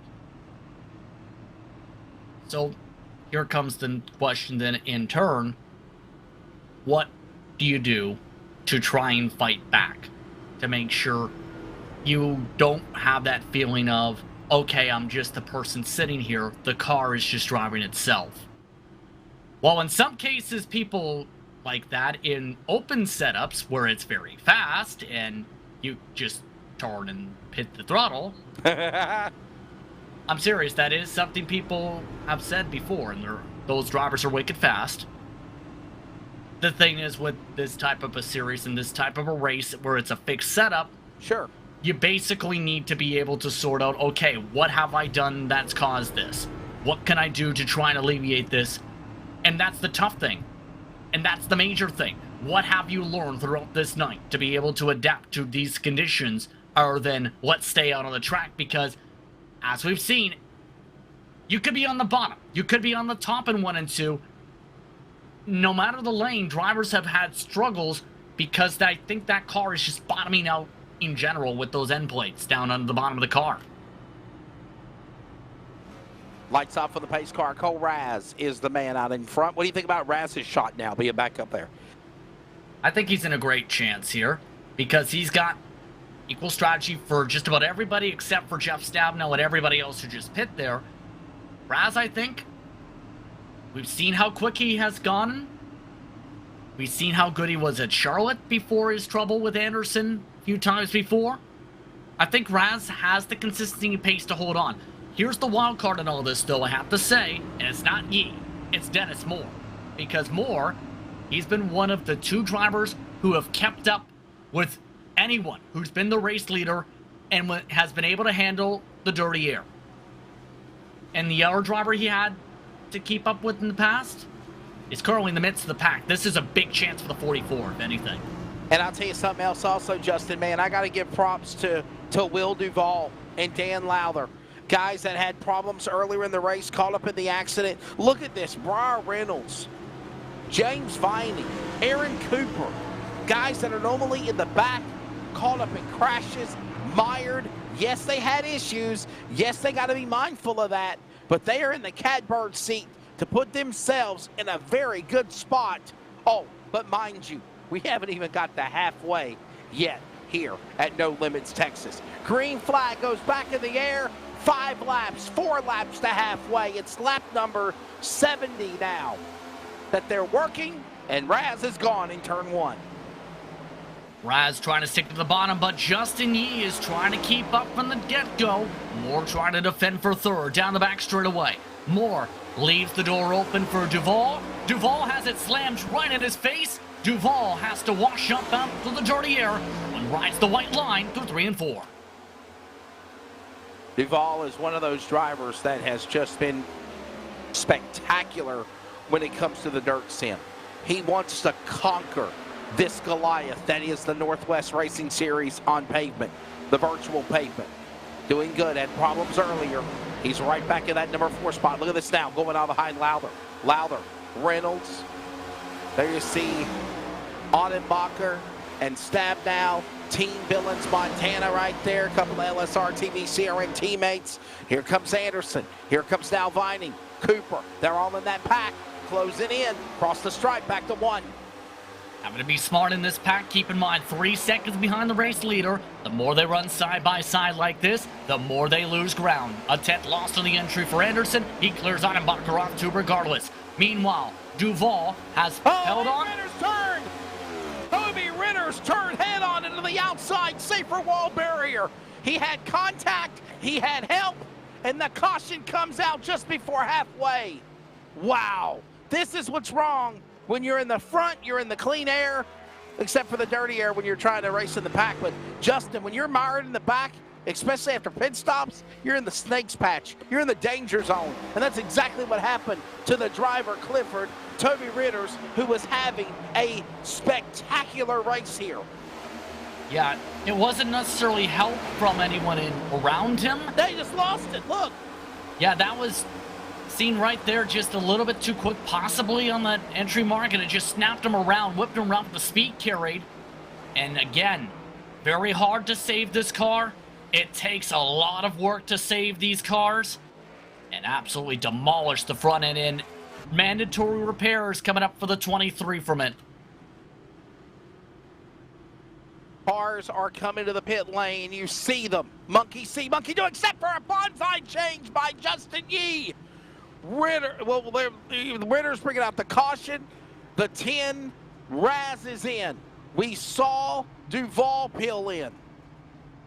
We saw also Moore come in. Daggett, Barnes, all these cars have pitted.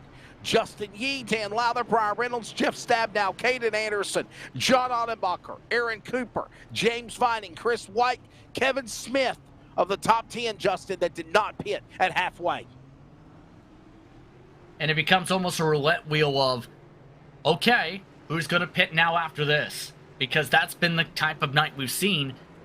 And we've seen how it worked out for Cole Raz, albeit different circumstances at Charlotte, where it ended up with a long run to end that night. 71 laps with the pace laps to be able to make it to the end on gas.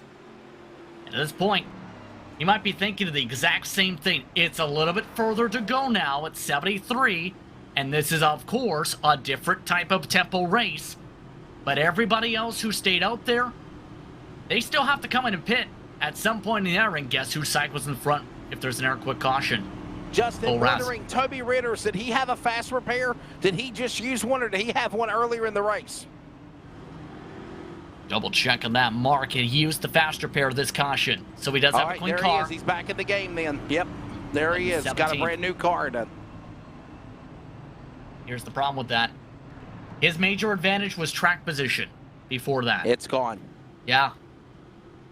And it's not easy to claw your way through the pack, even with the tire advantage, as we've seen, because at some of the tracks, Atlanta, we've seen this a bit. We've seen this absolutely tonight.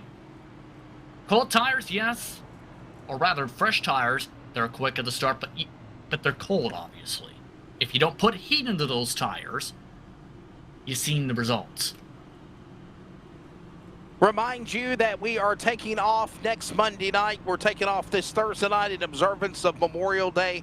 I just want to say, if there is anybody that is listening, watching, or that is a member of the Northwest Series that has been in the military, the 5-branch military forces, that includes the Army, the Navy, the Air Force, the Coast Guard, the Marines, and of course, the National Guard. I want to say thank you for your services. Thank you for all that you have done to protect and serve our country. And we acknowledge those this weekend coming up for the men and women that have passed in this Memorial Day holiday. I know there'll be barbecues. I know there'll be great racing action going on with the Monaco Grand Prix, the Indy 500, the Coca-Cola 600, short tracks across America running. But be observant and be mindful, and remember that that's what the true Memorial Day weekend is about. We come back, Justin, on June the 6th, and we're going road course racing, Sonoma. Worldwide Technology Raceway, Nashville, and another road course coming up at Road America in the next 4 weeks before the 4th of July break. And, man, that's going to be fun. Road course, track, road course, very unique in their own likeness. It's going to be fun, and I think these 4 weeks after Memorial Day going into the 4th of July, it could really, really shake, rattle, and roll the points. Especially since when it comes to road courses in this series, a lot of different drivers usually rise to the top. Of course, like Peterson's been was very quick at Circuit of the Americas last time out. The intriguing thing will be who's going to be able to conquer Sonoma, because, of course, Sonoma, very different in terms of flow, rhythm, passing zones, how you handle the brakes in general, how you handle the strategies in general. I think a lot of drivers will have a lot to deal with over the 75 laps throughout that night. But he also mentioned Road America, much bigger circuit, mileage near identical to Sonoma. If anything, it compares more so to the flow of Circuit of the Americas here and there, but it's the National Park of Speed. Right before the 4th of July, the week before that mark. What else can you say? Yes. And by the way, I think I said National Guard. And by the way, thanks for what they do for their services. But it's the Army, the Navy, the Air Force, the Coast Guard, and the Marines. Thank you, the few, the proud. Happy Memorial Day to you. We're ready for the restart. It is coming up. We still have another half of this race remaining and 54 minutes left in sim time. Green flag, and Justin is gone on the restart. It brings Brian Reynolds and Caden Anderson with them on the bottom. Lowther gets zipped on by from the top line. Into the corner, Reynolds misses the bottom. Lets Anderson on by. Anderson up to second to the back straightaway. Lowther under attack still. Jeff Stab now zips on by down the back. Aaron Cooper, the next one in line, not able to close up. Top 5, single file out.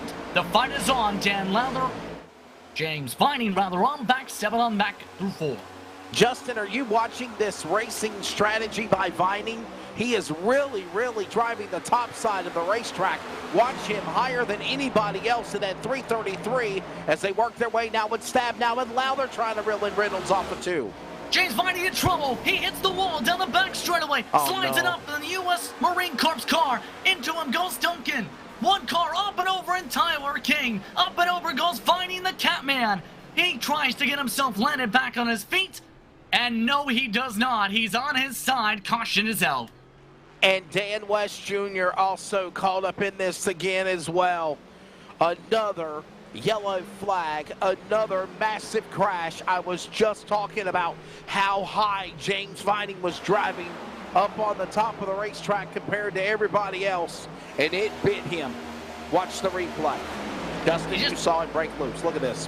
He tried to dive in from the top to the bottom, and it just, as soon as he got to the bottom with the car's balance again, snapped it around. Kane right there, just into the side, and launches him over. And Vining with the ricochet effect also bounces around. Dan West Jr. at the very back of that, who is still in the race, 10 laps down, by the way, still finds a way to pile in. It's not been the 55's night either. Man, oh man, another caution flag. We'll have to sort this out as here comes now cars peeling onto the pit lane. Justin Yee might have bonsai'd everybody last time, not this time by. Here comes Justin Yee. He will pit. Here comes Brian Reynolds pitting. Lowther is in. Peterson is in. Caden Anderson, Jeff Stab now. Aaron Cooper will now go to the top 3 as these cars, Justin, make pit stops on lap number 80. And this should get them to the end at this point, based on the trends of the race. This is the money stop in terms of gas. Could it be the money stop for the tires later on will be the big question. Tire sets all over the map with how things have fared out. Justin Yee's taken the time to get damage repairs still fixed. He does have damage on the car still. Peterson fuel only. Reynolds took a set as well as Dan Lowther during the pits. 68 laps to go. 51 minutes remaining on sim time. We're also coming up here on the top of the hour. We're going to step away as we're under caution. We'll pause for 10 seconds of network identification on the Community Radio Network. And for those that are watching, we'll go side by side. This is iRacing on LSRTV. You're listening to the Community Radio Network. Follow us via social media on Facebook, Twitter, and Instagram at CRN Sports. Plus, listen to other games at 87.5 FM or join us anywhere worldwide at wearecrn.com. We are CRN.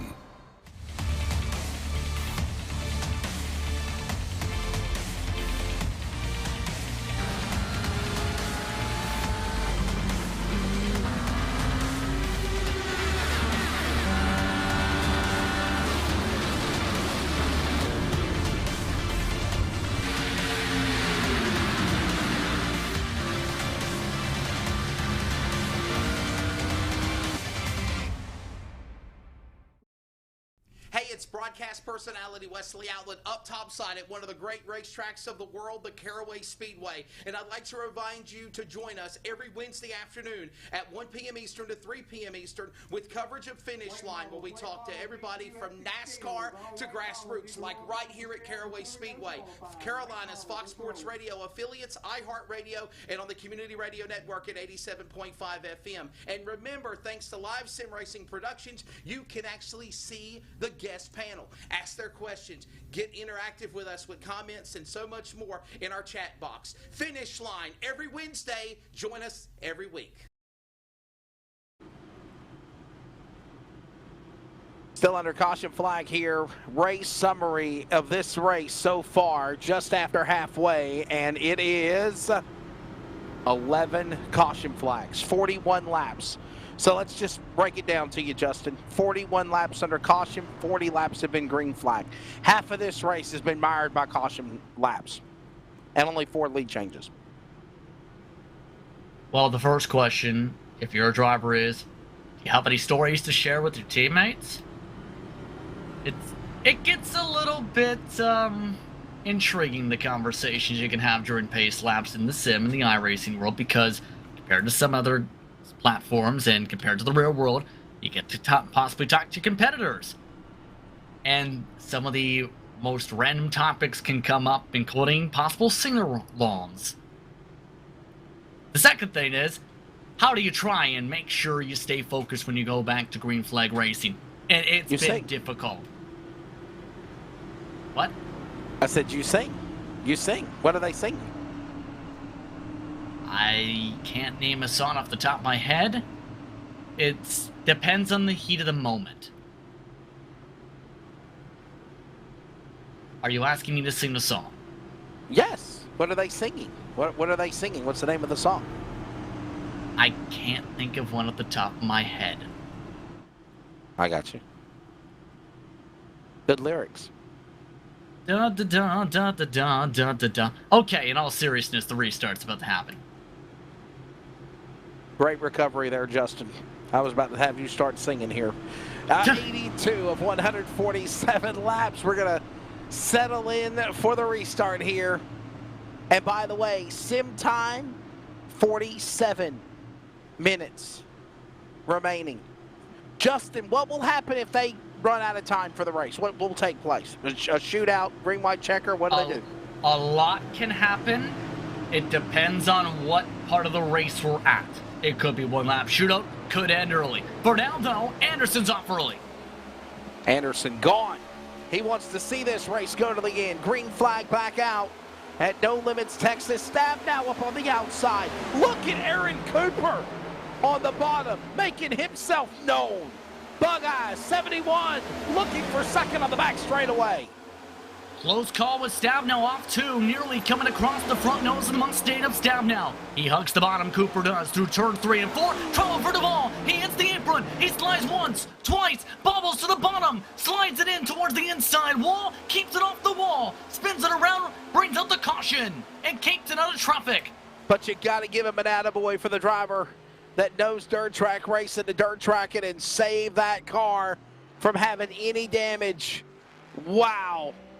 A 10, a perfect 10 for Will Duvall to keep that car off the wall. Justin, and just look at this. Flawless precision. I know he brought out the caution, 12th yellow of the race, but look at just not getting himself caught up with anyone else and keeping it off the wall.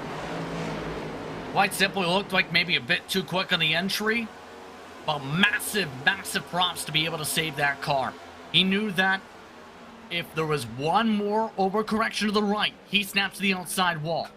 Plus, it was inches away from slamming the inside, and he used the faster pair, remember, from the early cautions in the race. If he made contact with that wall, especially at full speed, Duvall's night would have been over again. Instead, he has a chance to have his best finish of the season. Justin, let's talk strategy. We're thinking Anderson can go to the finish. I don't think so. You don't think so? Cooper, Smith, Stab now, they're going to have to pit. What are you thinking? They have to pit. If you're currently 7th on Ford, maybe Ritter's as well, they can't make it on gas. Everybody else who had already pit the previous caution or two, for sure can. And keep in mind, some of the drivers even then might be close. I think Anderson just wants to try and wait as much as he can, have fresh tires by the time they do duck down. And that's the tough part. If you choose wrong, you're in trouble. Ritter's is the only person who's pitting this time. Yeah, but if you remember, Justin, Anderson went, 65 laps before he finally pitted? And the strategy was to try to stretch it out. Correct. To try to make a one pit stop after that to try to go to the finish of the race. At about halfway, yes. Here's the thing. He's 19 laps into a stint. You do the quick math. 61 plus 19, that's about 80 to go, in theory, we're talking about. Or rather, pit when there's 80 to go. You pit around, say, 70 to go, it's more realistic. Gotcha. Well, we have 61 laps to go when they come back to the start-finish line, and sim time is 44 minutes.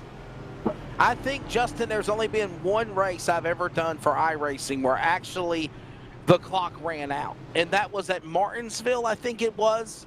S&B Cup Series race. It was a wreck fest. And literally the cars just stopped on the back straightaway and the race disappeared. I've called more than a few.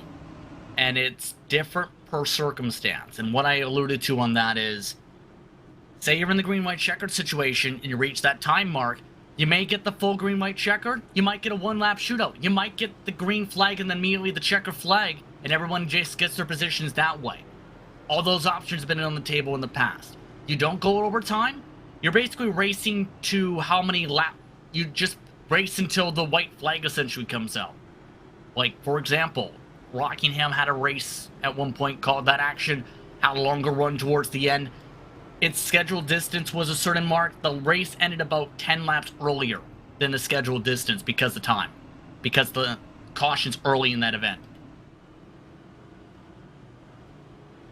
Well, these drivers will take a break next week. By the way, we mentioned the Cup Series. Obviously, we'll also mention our Truck Series. They're taking off again this Thursday as well in observance of the Memorial Day holiday. So the Cup cars will come back at Infineon Raceway or Sonoma. The Truck Series will return on not this Thursday, but next Thursday. And that will be on June the 2nd. And that will also be at Sonoma Raceway. Worldwide Technology, Nashville, they'll be mimicking all those events except for Road America. They'll race later on in the month of that race at Road America in July. So that is the upcoming schedule. And actually the Truck Series, when they come back, are actually taking off a following Thursday night. Then they race the 16th and the 23rd at Worldwide Technology in Nashville, while we have 4 straight weeks of racing for the Cup Series, Justin. So that's going to be pretty cool. One to go at the line, by the way. The reason for the break, by the way, is June the 9th is following in the week of... Week 13 update, right? Exactly. And you never know what could change until the Week 13 update comes out.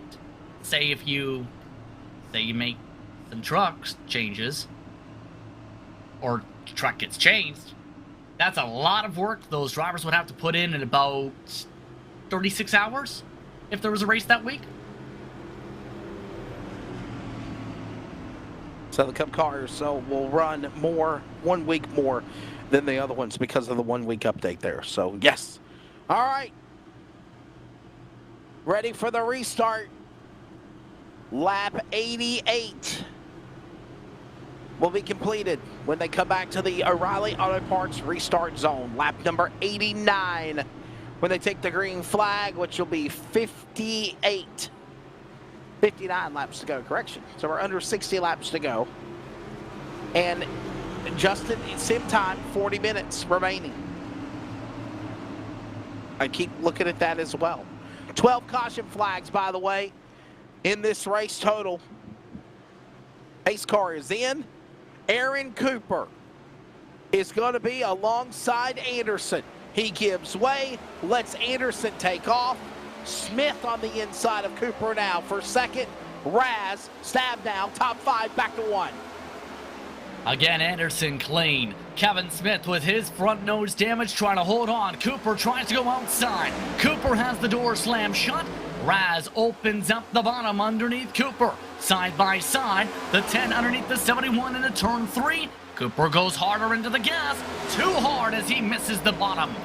Aaron Cooper, best finish this year, runner-up in the Cup race at Daytona, where it was actually controversial that Cole Raz won. They gave the win to Cooper, according to the iRacing simulator, but then turned around, gave it back to Cole Raz. That's his best finish so far. He wants to do more. He battles with Raz, the Daytona winner. Stab now to the inside of the back straightaway, going to 3. Cooper with a handful at the top line, needs to find a hole to the bottom. Stab now takes that hole, rides the bottom, keeps away from the apron. More watchers in the popcorn seat out of 4. Someone was commenting in the chat box, Lake Peterson, where is he at? He is right now moved up to 7th. There he is, the Valvoline, number 9. He is right there in the snakes patch of that battle to get into the top 5. He's behind Moore, Cooper, Stab now, Raz. There he is in that battle, down into turn number 3. Looking for a chance to find a way ahead. Cooper still stuck in the middle and top lines. Cooper backs off, finds a hole, lets himself into the hole for the front. Anderson the leader, Kevin Smith now second, Cole Raz third. Well, that goes on. Moore and Stab now, they battle for the top 5. This is on board with Dennis Moore. He's in 5th gear. He's making a run on the inside. Jeff Stab now outside lane, up to the outside wall as they go to 3. Seen there with the gears. 5th gear, already RPMs more than 7,000. Stab now gives the space. Raz with a problem in 3 and 4. Really backs it down. Moore with attack. Man, what a run by Dennis Moore down to the inside, across the start-finish line. Give Dennis Moore the 3rd position. The Beaver State Racing 44 is coming. As Stab now got sideways, he saves it out of 2. Cooper tries to check up. Caution is out. And it's the leader. Oh, it's Anderson. The leader spins. Caden Anderson spins in the back straightaway. On his own, Anderson snaps it around off 2. And even the clean air drivers are spinning it out into the walls. Anderson, major damage for the 37. We're under caution. The leader from Yakima, Washington.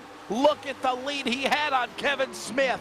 This is a gift for the Hermiston, Washington native of the 00. Look at Anderson, Justin, just simply overshot, put it into the wall, and he now spins down the bottom of the racetrack out of 2. Wow! Just a quick changes everything, mind you. Again, it does. That quick flick to the right from Anderson you've seen with the wheel, enough to snap him to the wall again. Oh, wow. Wow. Oh, wow. Fast repair territory, obviously, for the 37. James Thurston in the chat box. You might have jinxed Caden Anderson. Wow. 53 laps to go. 36 minutes now remaining in sim time. Oh, my goodness. Drivers being warned about aggressiveness in the late stages here. But again, that was the leader. Just I didn't see anything aggressive. What was aggressive? Yeah. It was, I mean, what the world? An aggressive breeze that they had the battle. It is 9 miles per hour wind speeds, and I'm almost wondering more so On top of the setup, it's the wind factoring in because the more Let's look at the crosswind. weather. Let's look at the weather. Bottom right of the monitor. We can put that up there. The weather conditions right now as we close in on what will be, let's see, 52 laps to go. It is 66 degrees. Track temp at 68 miles an hour. Wind speed is at 9 miles an hour. And Justin, it's blowing directly down the back straightaway, so it's causing. Where's this wind coming from? It's actually blowing now. Across. You know where the apartments are in turn to, blowing from over them, blowing past them, from the Speedway Club all the way to the front straightaway. That's the crosswind we're referring to. And when you have wind like that in the corner, guess what happens? You get loose. And so basically turn number 2 is, mind you, the trouble spot tonight for a lot of this craziness. Exactly. And that's where the wind is currently to its uppermost crosswind for these drivers right on that exit to the T. Justin, I say this, 35 minutes remaining, 52 laps to go. Can they finish this race on time? Honestly, if they go green, it's going to be close now. If there's an air caution, absolutely not, I don't think, based on the trends. They basically need this to go green from this point. And maybe that might have been the call that was made by the Northwest Racing Series officials of, guys, let's not be aggressive here. Hopefully we can try to get this one to the end. By the way, Justin, Kevin Smith, is he given a gift? What do you think? I don't know if it's necessarily a gift yet, because here's the problem. His front nose is crushed in, and we've seen how big the damage is if you have it on the front end in particular, on the fender or the nose, how it impacts driver speed-wise down the straights. If anything, it might be a gift for Dennis Moore, or even more so, Cole Raz. By the way, Lake Peterson is right there too. And by the way, Stairway Buyer 87 says, as long as Lake Peterson stays clean, no one can touch him. I don't know. We'll have to see here. As I wonder if that might have been the call of where the, hey guys, don't be aggressive, might be coming into play. You got Raz there. You got now Kevin Smith and Dennis Moore. Raz, and followed by Peterson. Stab now, Justin, right back in there in the top 5. Along with Aaron Cooper. What a run for Aaron Cooper. Aaron Cooper's doing a very good job after his troubles earlier, and he's, I think, one of the prime examples so far of, I made a mistake earlier, what can I do to correct it? He's corrected the mistakes. He still struggled, in my opinion, to get to the bottom. That's going to be a major sticking point, I think, the rest of the way. You need to not give up the bottom. But he's not really been too loose these days right now. He's been keeping the car stable. He's, I think, picked up more on, okay, what do I need to do to make sure this thing doesn't snap?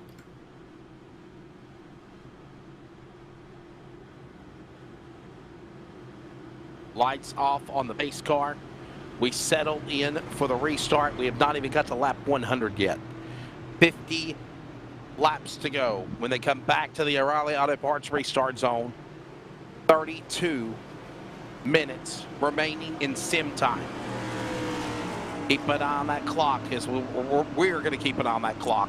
And as Justin said, if we get another lengthy caution, it might make that where it's going to be very important. Not even at lap 100. They're working now lap 97. Green flag, Stab now, spun tires. He didn't go in time.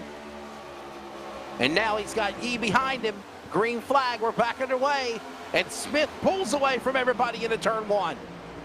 Again, the leader always been able to get a good launch off to the corner once they get single file. Keep an eye on the battle for 4. Peterson looks for the run on Moore. Moore goes high. Peterson goes low. Peterson takes the bottom, lifts through the gas, bumps the throttle. Moore keeps his foot in it with the squeeze on 4.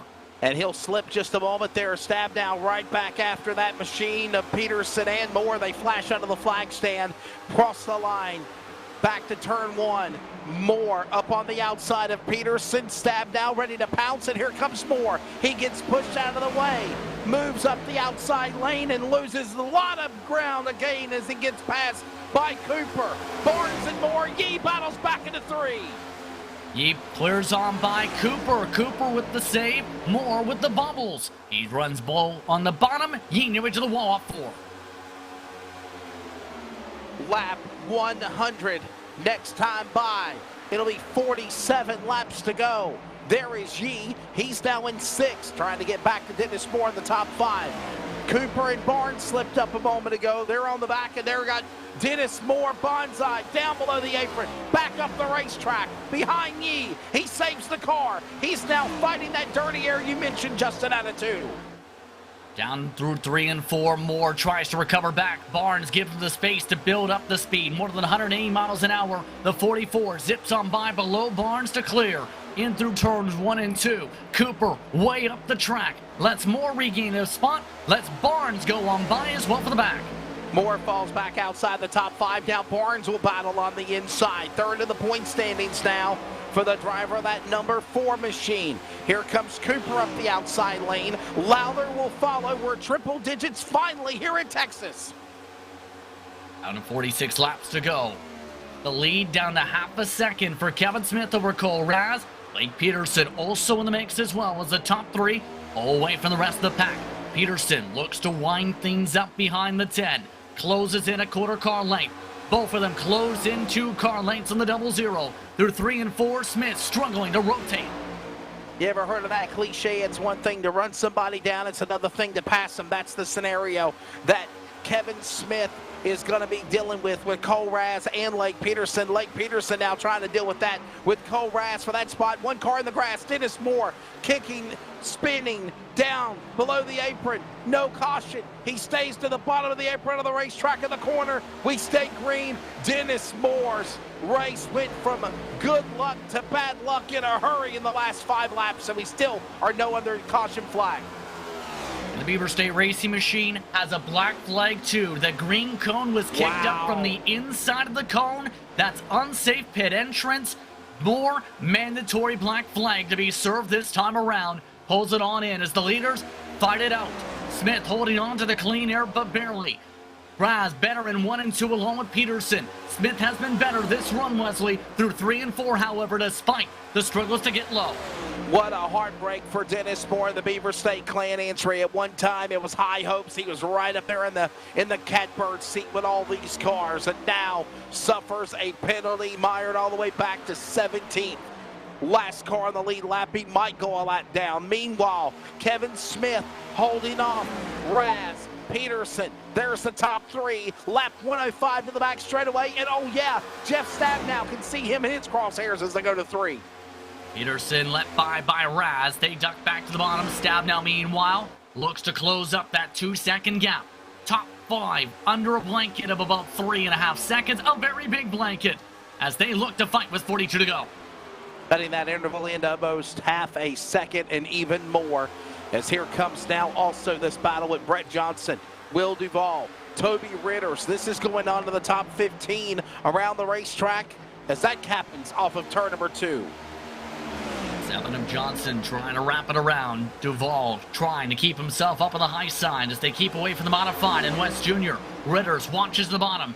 Still side by side. Duvall to the 3rd line. Gives the space to Johnson. Johnson the shorter distance. Nearly clears, but Duvall with a run. And Ritters will follow now. He'll give a little help, if you will, to the assist of the 7 car. Johnson, yes, holds off Duvall. Duvall powers back, though. They make a little contact. They make big contact. Johnson goes spinning. He corrects. He saves it. No caution. The field works off turn 2. Duvall massively slow blocks Ritters down the backstretch. Ritters avoids the wall. Ritters clears by Duvall. Everyone from the gaggle in major trouble, but Duvall amongst them, who has a black flag for incident points. Wow. Incident points issued on Duvall. He is out of it. He will come to the pit lane. While that goes on, Peterson, the leader. Raz in 2nd. Kevin Smith, the leader, fell back to 3rd. Lake Peterson, the new leader. 26 minutes left in sim time. 39 laps to go here at Texas.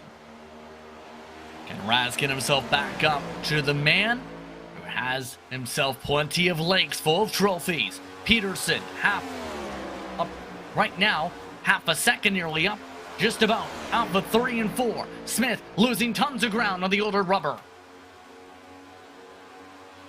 Yeah, I got to think that Kevin Smith has used up those that tires. He's fell back. Obviously, used tires hurting the newer tires, just running him down, and that's exactly what's going on. Peterson, Raz, strategy-wise, pulling away, 1 and 2. My. Stab now right there in 4th. Justin, got to say, that's a decent run for him. Caden Anderson, mind you, leading, wrecking. He's back in the top 5. Anderson, a decent recovery from his troubles. Absolutely, he has to be thinking what could have been if he was able to maintain the track position. Here's the tough thing for the 0-0 in all of this. He has to pit to make it to the end on gas right now. He is out of the window by at least 5 or 6 laps. Down the back straightaway, Anderson underneath Stab now, zips on by, 3 seconds behind the top 3. Are you saying that Lake Peterson is not going to be able to go to the finish? I'm saying Kevin Smith can't finish on fuel. Kevin Smith. And definitely not Stab now. So those guys want a caution, if you will. Don't know if they're going to get it, but they want one. Here's Ottenbacher and Ritters. This is all the way back in the top 15 again. 12th and 13th going at it. Johnson reeling them in also. Johnson, remembers, had a lot of drifting around, had that contact, and gave Ritters that damage in turn. Ottenbacher really backing it down this run. He was amongst those who pit with Anderson as a result of the caution flag. He continues to roll it to the bottom. They are closing in on a lap car in Duval. Back straight away. Well, actually, excuse me, front stretch into the dog leg here at start finish. That's that 12th position. Ottenbacher's got it. Ritters wants it in P13. And all the while, they've also ran back down a driver that was in the midst of that battle earlier, about less than 5 laps ago, who got a black meatball flag penalty. Will Duval, now a lap down. The only car lap down, that's the bright side. As long as he doesn't hit the wall or hits another car, he might have a chance to still race to the end for positions. That will be critical. Speaking of critical, the lead back to USW down the front is within 2/10. Yeah, the battle for the lead now. Look at this as here comes Cole Raz. Whatever he's done, he has saved and saved and saved, and he has reeled back. Caution! Caution is out! And it's the Ritters. Brett Johnson and Duval. It's the Ritters, Johnson, and it was Duval who spun it. You look away for a moment. He loops it from the bottom. Another victim of turn 2 looseness right into the path of Ritters and Johnson. And here's the thing. He was the car that was 1 lap down. Had he not been the cause of the caution, he would have got the lap back. But because he is the caution, Justin, ixnay on that idea. So all of a sudden it goes from solid chance to recover. Oh, Ritters, Johnson, wow. Nowhere for them to go. Duval drifting from the bottom all the way up the top, trying to correct the car, and as expected, massive tow, massive damage might be done for Duval. Johnson now in the black flag mark as well with the EOL penalty as a result of his meatball with a blown motor. 31 to go. Who's pitting, Justin? Everybody pitting, you think? Everybody's coming down? Tires, fuel, shootout time, 30 to go? Honestly, it depends, first of all, who has sets left, but more so, do you really want to take the chance to go from the back to the front? I think most people might take a chance if you're Smith. Only Peterson and Anderson did not pit. And I don't blame them from saying no. It's worked for them to keep the track position. For Raz, Smith and company, why not? They had very old rubber here. Player 2 has entered the game again, and it is Caden Anderson right back in this fight. You think he's out? He gets right back in this again on strategy. Raz is pitting. A whole host of other cars are pitting. Stab now, Kevin Smith, Raz, Yee, Barnes, Cooper, Lowther, Daggett, all these cars are pitting, and they're taking on 4 tires and ready to go to the finish here. By the way, Brett Johnson is also in the pit lane. Remember the blow motor? You better hope he can get to the box, or else he'll have a fairly lengthy tow. He is rolling through all the stalls at 5 miles per hour. And my goodness. And he's had to tow the car to make it 2 stalls.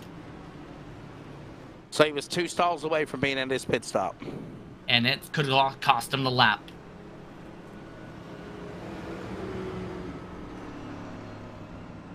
Well, these drivers of the Pacific Northwest have had their hands full here tonight at No Limits, Texas. Oh, my. It's not over either. By the way, 30 laps to go when they come to the start-finish line. Justin, sim time, 20 minutes remaining. They're almost exact by 5 seconds differential. They're not making it on green flag laps, to be quite frank. If any. If they do, it will be within 2 minutes. Because when you can't think about it, it's about 30 seconds per lap. That's about 2 laps a minute. You basically got 15 minutes to close it out. And if you're under caution and the clock is still running, as it is now, it takes what, about a minute and 20 seconds? Minute and 30. Minute and 30 seconds to get, 90 seconds under caution to get around, Oh, my goodness. Their words. Lake Peterson, and Caden Anderson, bonsai, sight job.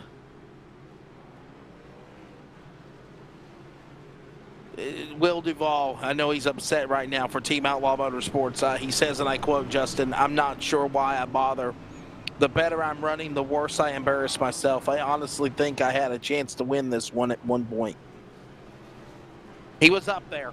His presence was felt, no doubt about it. I get where he's coming from because I've had that so many times. And even then, when I run well, it's like you get told, you're not running well against the right people, so why does it matter? And here's the tough thing. You have to avoid the sirens going off in your mind saying, take a break. In some cases, it can help. But in more cases, really the true thing is to be able to try and break the snide. It just takes that one win. It just takes that one top 5, and then you have that slate to start the momentum build. If you let the emotions snowball, that's where it goes wrong. Yeah, I agree. I agree with you, man. Look at a guy like Jeff Stabnow in the top 10. Solid run here tonight for him. String of bad luck since probably the summer of 2020. And, you know, it all starts with just being consistent, getting back up there, feeling confident, building your confidence back up. And once you can do that, then you can then try to be in the hunt to win these races. You see Cole Raz, third car up on the outside lane, spinning, bobbing, weaving, cleaning those tires, ready for the shot to go. It's Peterson and Anderson on the front row. Brian Reynolds, earlier in a wreck, he's back in the top 3. Audenbacher, Casey Duncan. America runs on Duncan. We'll see what he can do. He's in the top 5. It is 17 minutes in sim time. 28 laps to go. The field will work their way out of turn number 4 in what has been probably one of the most interesting caution field Northwest Cup events in a while. Back to green here at No Limits, Texas. Peterson on the jump. He pulls away from Anderson. Reynolds reels him in. They're battling 3 wide behind them into turn number 2. Duncan gets swamped back. He backs out of it in his Toyota Camry. A big bobble from Audenbacher. Smith tries to close. To the left goes he into the wall. He spins it around and back at her yellow as he immediately leaves the track. Justin Yee, bonside. He went, lost it, smacked the outside retaining wall. What a great piece of driving for Stabnow and others to miss him. Caution is out on lap number 120. Watch the restart. What he did was essentially He was up on the high side, has to stick up there. He had a great run because everything got crazy in front. Duncan struggling in the middle, trying to back out of it. He's essentially committed to the high line. The problem is, as we've seen a couple times, you can't necessarily diamond it off from the top. Little bit of a bobble, bye-bye. My, Justin, how lucky was Jeff Stabnow? Holy cow. Can we go on board with Jeff Stabnow? My goodness, in front of the 24. Wow, Justin, that's all I can say is wow. I think in the case of Jeff Stabnow, if he made even a bit of contact in that, that's his contention done because he had to fix the car as well. During one of these cautions with a faster pair, there's maybe 3 feet difference between him and the rear end of the 64 as it drifted around there. And I don't think he even lifted the throttle in that sequence.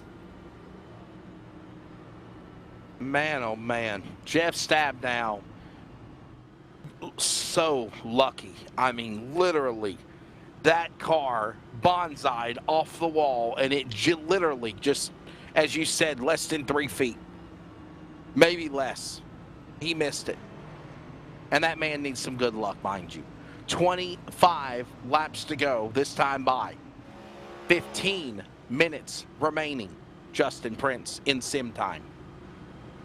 Basically racing to the clock at this point, and for many drivers, it's more so they're not looking at the lap counter. They have to look at their F1 box. That's what tells them the exact time from their cockpits as well. As the night progresses, you have to look at that. Make sure you know what's going to happen. Calculate the laps estimated in your head, or use your various sim apps. Sort things on out. So a lot to figure out. And I will say this. The Rock and Sock'em Ice Cream Social will have a lot of visitors tonight. In a couple cases, many of them may be wanting to visit the safer barrier and give a little bit of a hug to it with the boxing gloves. Peterson and Anderson side by side when they come back for the restart here. Reynolds, what a job for him. Brian Reynolds, remember earlier, spinning into the grass, lifting up off the ground. Audenbacher, the Billings, Montana native, what a drive for him as well in the 89. Normally, he has bad luck. He sits in a nice, comfortable spot in the top 5. Kevin Smith back in this battle again.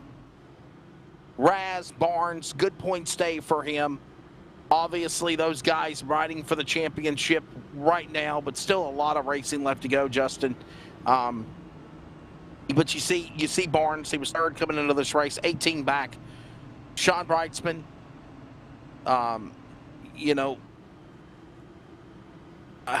man, and that gets me, Justin. I just noticed this, bud. Sean Brightsman, not here. What a hit. That's going to take him for second in the points. Yeah, that's going to put him behind the 8 ball, so to speak, for the standings for what would be his first missed start of the season. And it brings down the total of drivers who would make every single start down to, keep in mind, Tristan would also not even make tonight's race, for example, down to about 8 or so. And that in of itself is an accomplishment when you think about it. You do have some leeway, so to speak, for the championship, for the playoff side of things drop, so to speak, later on in the line. That's a long ways down the road, mind you, to think about. But here's the thing. You don't want to end up relying on all those for, say, if you get yourself in a major incident, because that could be the difference if it comes down to it in a lot of series between you making it or not. Or even as much as making sure you forget a sticker to put it on your car, because that's even happened, where it's a 1-point penalty in some series if you don't put on a logo, let's say, for the series that you're running. Guess who missed the playoffs by 1 point one year in another series because they didn't put on a sticker? Wow. Yeah. 12 minutes remaining in sim time.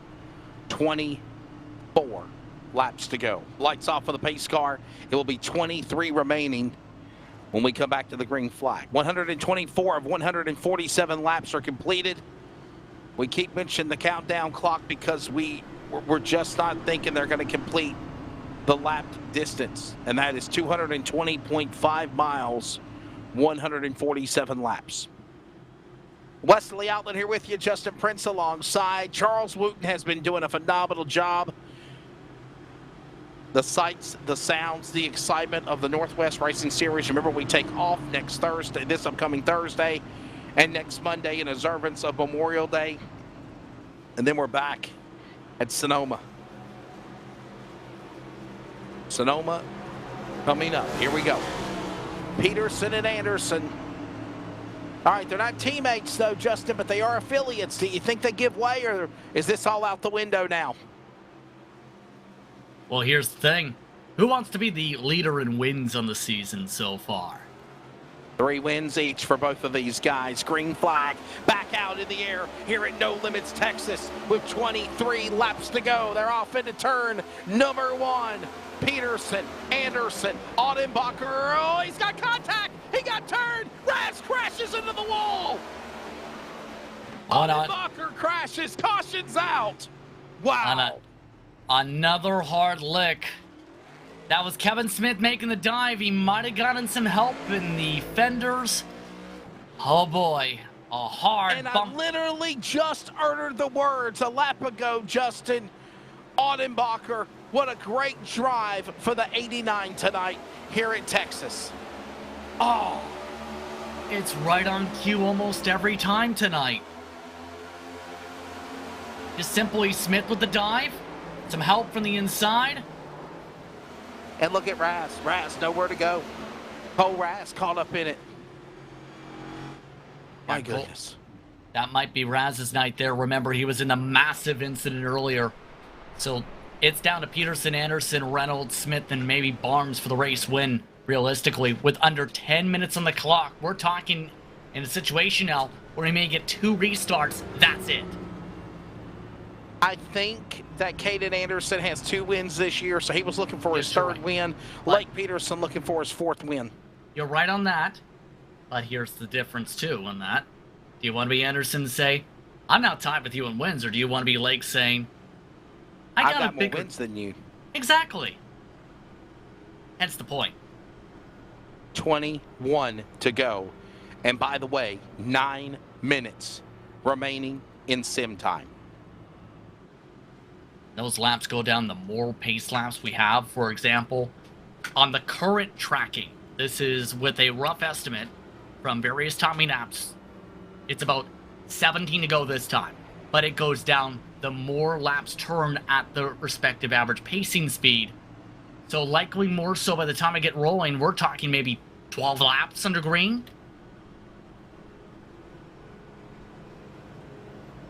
And as you said, the spitballing of placing blame or calling who is to blame or and what happened, not happened, it's happening. We're seeing it. What's Lake doing? What's Lake Peterson doing? Lake Peterson, is he out of fuel? There's no way he's out of fuel. What's going on with the 9? He doesn't have any penalties. Is he going... Well, something's going to be looked at by race control, probably. I've been thinking what it is.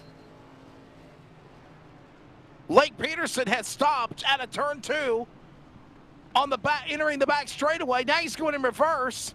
Now he's rolling again. Apparently, he says the car turned off and couldn't start. Wow. I don't think I've seen that before on the platform. Now, he will get his spot back, correct? Because he didn't come to the pits. He will get his position back on the racetrack. He can keep the position. And this is something drivers do, but 20 to go. Not where their engine stalls out. It's if they want to keep the track position but need to run out of the car, so to speak, for a second. If you get what I mean. Pit stop. Exactly, without taking a pit stop on the track. Justin, 20 laps to go.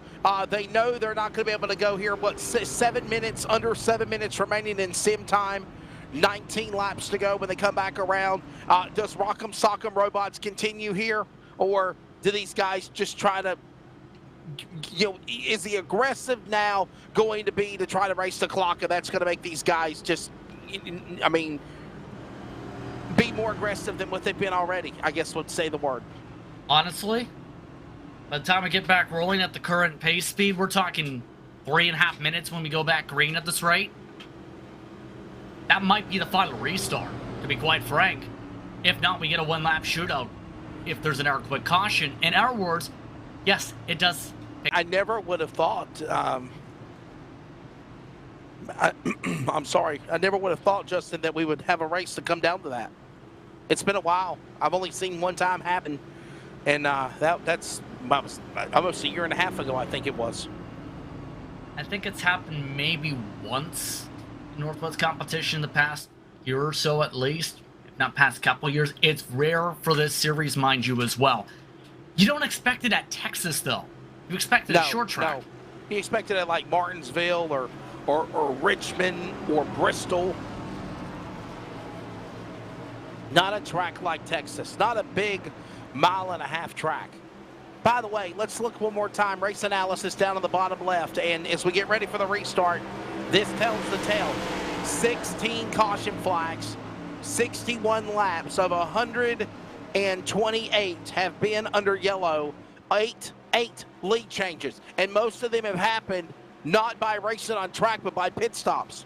We're ready now. 18 laps to go. The countdown clock in sim is 4.5 minutes remaining. Could this be the final restart? At No Limits, Texas, green flag is out, and Peterson is gone. Peterson looks to try and keep away from the trouble. Reynolds tries to go for a race-high P2. He bumbles on the bottom. Anderson pulls clear on the outside. Behind them, Stabnow dances and saves it. 3 wide into 3. Boy, Stabnow dirt tracking it there a moment ago out of turn 2. He saves it, though, as they work their way off the corner. Down to the line. 17 laps to go. 17 remaining. 3 minutes and 45 seconds left in sim time. It's Peterson with the lead. Anderson reeling him in out of turn 2. Estimate is down to 7.5 laps to go. The battle is on for the race lead. Anderson is there. He wants to rip it away from the 9. Peterson takes a higher line in through turn 3. Anderson goes higher. Anderson tries to get the ramp for 4. Working off of turn number 4. Coming down to the start-finish line. It is Anderson still trying to go inside, outside. They have pulled away from the third-place car. Reynolds. Now you've got also Troy Daggett, Lowther battling with Stabnow. 16 to go out of 2.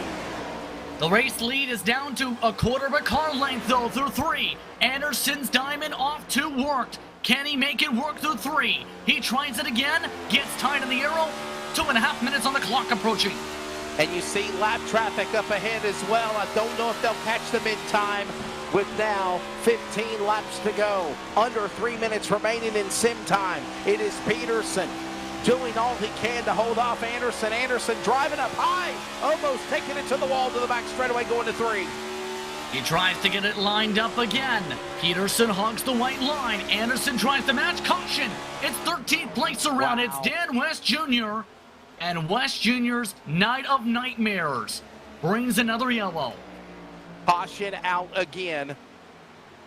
Another yellow flag. 14 laps to go. 2 minutes remaining. A 2-minute warning, and I don't mean in football either.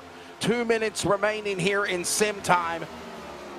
We literally, Justin, might have just set ourselves up for the finish of the race or a green-white checker shootout, one or the other. Or a green and immediate checker. You never know. Or a green and immediate checker. There's the replay of what happened.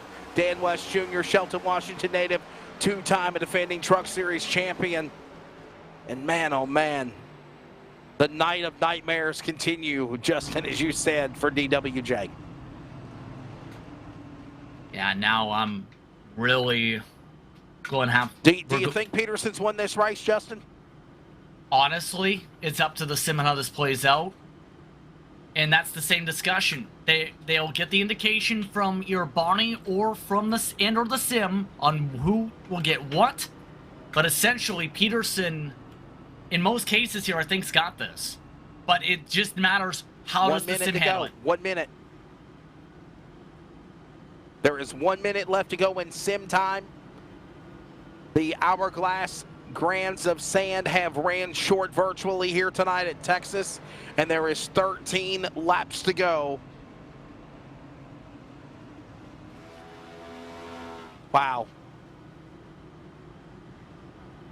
And Justin, you don't want to end a race like this. I mean, as a broadcaster, I don't want to end a race like this. I don't want to end it this way. I always agree to get start to finish. But these are extenuating circumstances, if you will. Don't expect to go through the full time limit at 1.5 miles. No, you don't expect the attrition level to be this high. If anything, this might be one of the lowest 10 totals seconds. Of finishers left. 10 seconds, 5 seconds. Clock is ticking down to 0 with time to go in this race. It is now at 0 on sim time with 12 laps remaining, and it does say that this is the final lap. So, Justin, I'm thinking they're going to come around to the start-finish line, and this race is going to finish under caution. Lake Peterson is going to score his 4th win of the year. Waiting for the word from Barney. No change of the flag. No indication for the pace lights. Lights are still on. They still have to at least pace it here, it looks like. Then they may get the word. Wow. You know what? This reminds me of when me and Charles did our first ever 6 hours of Daytona. We did a race, and it was something of this effect when there was a caution at the end of the time limit, which, mind you, that race was not based on laps. That was based on time. 6 hours of Daytona. The leaders were coming to the green flag. The pace car pulled in. When they crossed the start-finish line, the checkered flag waved. And I'm wondering if we're going to see the same thing when the pace car comes in. That's what I mean with green checker together. That is a possibility I've seen in the past in this circumstance. It just depends on track, depends on the sim. And the point matter is we're at least 3-4 minutes past the initial time limit already. Will we even get a lap of racing is a critical thing. Right. I mean, when the pace car comes in, they wave the checker when they come to the line on a restart. I mean, it says finishing now. This says finishing. Oh, and Barney's he's changed the flag. It's checkered flag. It's the checkered flag. This race is over. Under caution. Checkered flag is waving under yellow flag conditions where we usually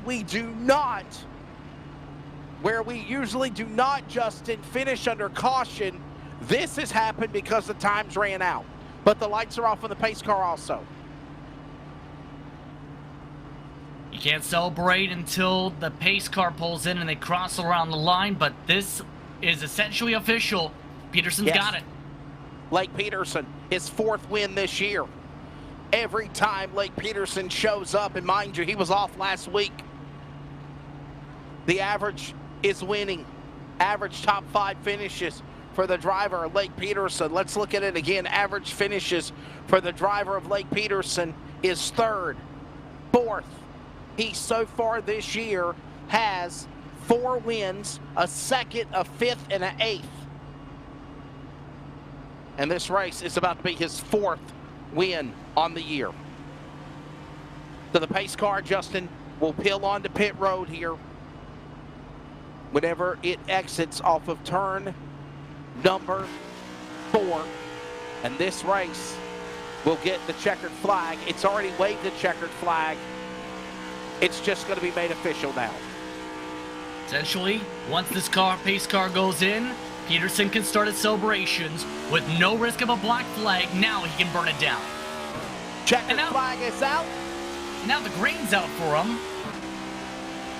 This race back underway, but the checkered flag has already showed on time and it's scoring. I think Lake Peterson is just playing it safe and just saying, okay, guys, just in case.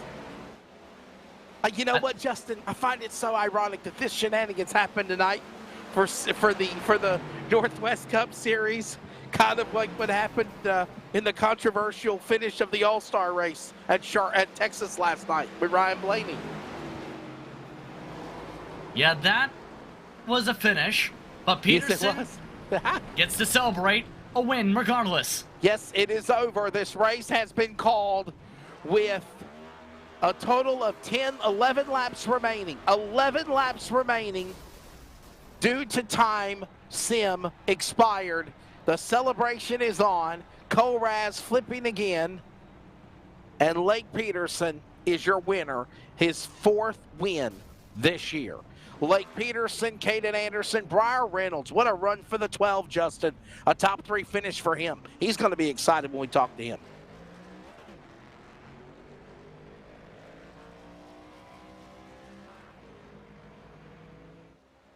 All right, here's your unofficial race results here tonight at Texas Motor Speedway. The race did not complete the scheduled distance. It ran out on time sim.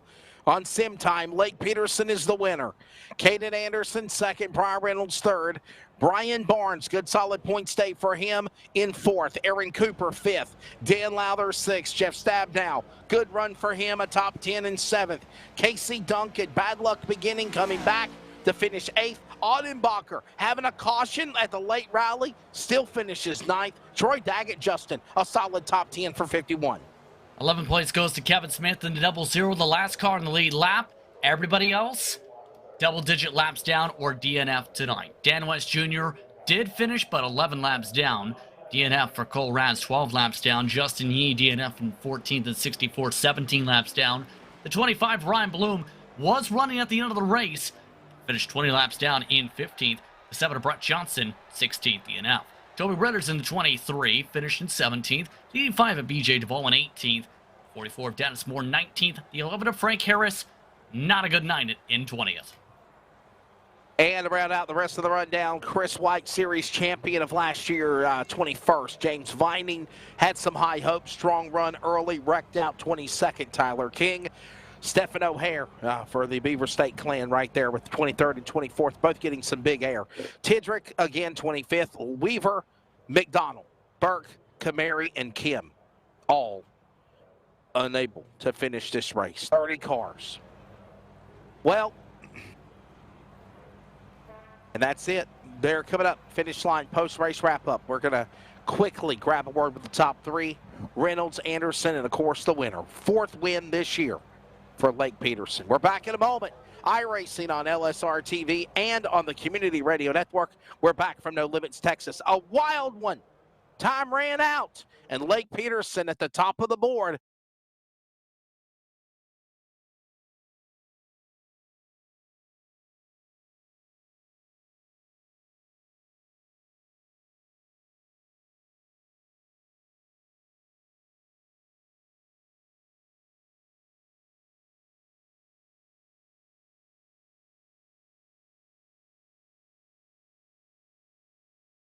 All right, so we're back here again. Before we grab our post-race interviews, let's show you the race analysis information one more time of the summary of this wild one here tonight at No Limits, Texas. When it's all said and done, 17, it disappeared. 17 caution flags, it looked like, is what the number was. 17 cautions when this race ended. Lake Peterson picking up his 4th win. We'll grab a word with the top 3. Briar Reynolds is up first. Briar, this has got to be like a win for you, man. Bad luck, no luck, good luck tonight for you. Crazy race. Your take of things here at Texas and being 3rd. Yeah, it was an up and down roller coaster kind of a night. I mean, at one point I had to go take a pass-through penalty for too many incident points, and then the strategy changed at the end. I just thought track position was too important to give it up, so I was never going back to the pits and just trying to stay far up there as I could. This was a major discussion point coming into tonight, where the drivers in some cases felt this car was a bit unstable, as an understatement. How would you describe the handling to the viewers tonight? Definitely unstable for the first 5 to 7 laps, and then if you were back behind a couple guys and your tires got a little heat in them, then it wasn't too bad. So would you say that there was just more of a lot of aggressive driving, impatience that caused these wrecks for the most part? If you're saying that the first 7 or 10 laps the car was unbalanced, but then it settled out? Yeah, I don't think we got past 7 laps very often, so I mean, it really didn't give us enough time because there was no patience with the guys in the field. All right, man. Well, thank your sponsors, but what does it mean to you be on the podium for 3rd? It's good. Been, like I said, had some bad luck lately, and haven't got up here yet. So we're gonna build off this and start putting more of these together. But Jack Daniels, number 12 machine, Brian Reynolds, will come back to finish third place. Runner-up in the event, it is the driver with 2 wins on the year, Caden Anderson. Caden, your take of this race, running out of time, running out of sim time. When does it become a moment of not racing for laps, racing against the clock, and then, of course, seeing where you can be at the end? I feel like tonight was kind of a struggle for the Northwest Racing Series and in all. A lot of people were just too aggressive, and I don't think people got enough practice, to understand that these cars take a little bit to come in.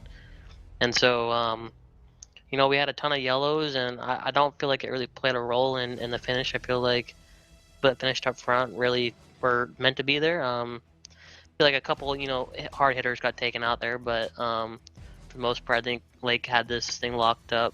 So, honestly, I think the way that it ended up, it was how it was gonna be, and I really don't think it was much of a race as in time-wise. And tonight, of course, was, you mentioned there, attrition filled, obviously, with how things played out this evening. It's been an intriguing campaign for those in the mile and a halves at this point.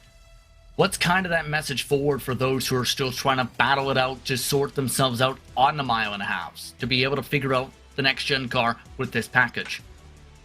I think just practice. I think there's too many people just coming in here thinking, oh, you're going to get 10 laps and then they're good to go. It's not like that. I mean, you have to have practice, you have to have seat time in order to be good, and with these cars especially, these things are unpredictable, where the old cars you can predict what it's going to be. So seat time with everybody, and I think as a group we'd all get better. I know you came back to finish second, Caden, but can we talk about the mistake or the error you made there when you were leading the race and got in the accident? Can you run that by us? What happened? Yeah, like I said, a lot of it's aggression, and I'm guilty of it myself. I was trying to push too much, and I think I clipped the apron or something, but I feel like I got the apron and just tried to chase it up the track and overcorrected, unfortunately. All right, man. Well, before we let you go, Caden, second place. Thank your sponsors, and we'll have a good Memorial Day holiday. We'll see you next week, or in 2 weeks, of course, at Sonoma. Yeah, I think Harvest Chevrolet, PTI Transportation, Studio 10 Reps, and then the guys in our group. I mean, there's about 6 of us: me, Cole, Briar, Lake, Justin, Ken Garber. All of us. I mean, we worked really well this year in the trucks and the cup side, and feel like we're all doing pretty well for the point standing. All right, there you go. There's Mr. Caden Anderson from Yakima, Washington. He will settle for the number 2 runner-up spot. 2 wins so far this year for him. 4 wins, all-time winner now this year on the series for the man in victory lane. He changed up his wrap job, went from the Hooters number 9 to the Valvoline number 9, but change it up doesn't matter a thing. He still wins again, even though race was won by time expired. Lake Peterson, you were there at the end. Highs, lows, gave us a scare there when your car cut off. I know that had to scare you as well. You were able to get the car refired back up, held him off, ran out of time. You get the win. Yeah, I was definitely panicking there. I had no idea why I couldn't get the ignition to flick back on. It was just I don't know, button box malfunction where it swivels and the cord came out, and I was just in panic trying to figure out how to get it to turn back on. Thankfully, got it figured out. I'm glad I was able to cycle back to the lead there once I got the car started back up again. But yeah, all night it was a little bit hectic when I had to go back and get some fuel in it. I was trying to make sure I had enough to make it to the end, trying to stay out of trouble as I was working my way back up. But when I was out front, I thought I drove pretty good and drove to my liking for the most part. It's been the type of night we've seen where the balance has been tough. You're one of the few drivers, in fact, I think one of maybe a couple, who didn't have the bobbles tonight. Some of your fellow friends even said they felt like it was your race. How would you describe that feeling in the car throughout the night tonight? Because you were in the pack in some cases, but you stayed up the front for a lot of it, 67 laps led. Yeah, I mean, it's cool to hear that your peers think you're doing something right. For myself, I think with this car, I have a really good feel for throttle and steering input.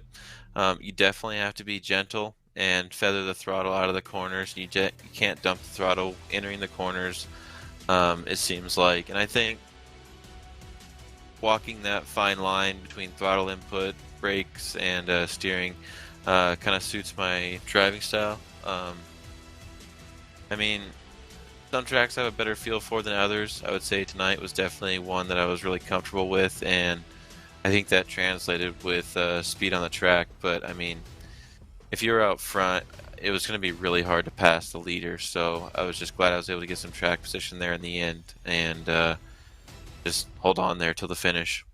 Blake, final question. Segue this also into your sponsors as well. We heard Brian Reynolds' thoughts of the race. We heard Caden Anderson's take of the race. Your take, the car, was it making the race be what it turned out to be? Was there too much aggressive rough driving that we saw? Was it intentional? Was it just making mistakes? The car making drivers make errors? And most of all, do you feel like it's something that iRacing needs to address, or the Series of Northwest might need to look at here to try to fix and try to make these races better? You know, I think it's a combination of a few of those things you mentioned. I think, as some of my peers alluded to, Caden and Breyer, I think practice would go a long ways. However, I don't think that's the big fix either. I think that sometimes these setups are...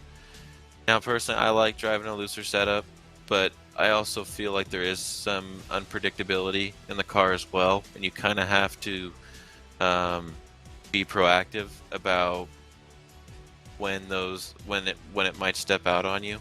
I think you kind of learn that through practice, but I also think iRacing could probably just bring a better setup. It doesn't need to be tight to keep everyone under control. It just needs to be predictable, and maybe that's something that's just a trait of this car.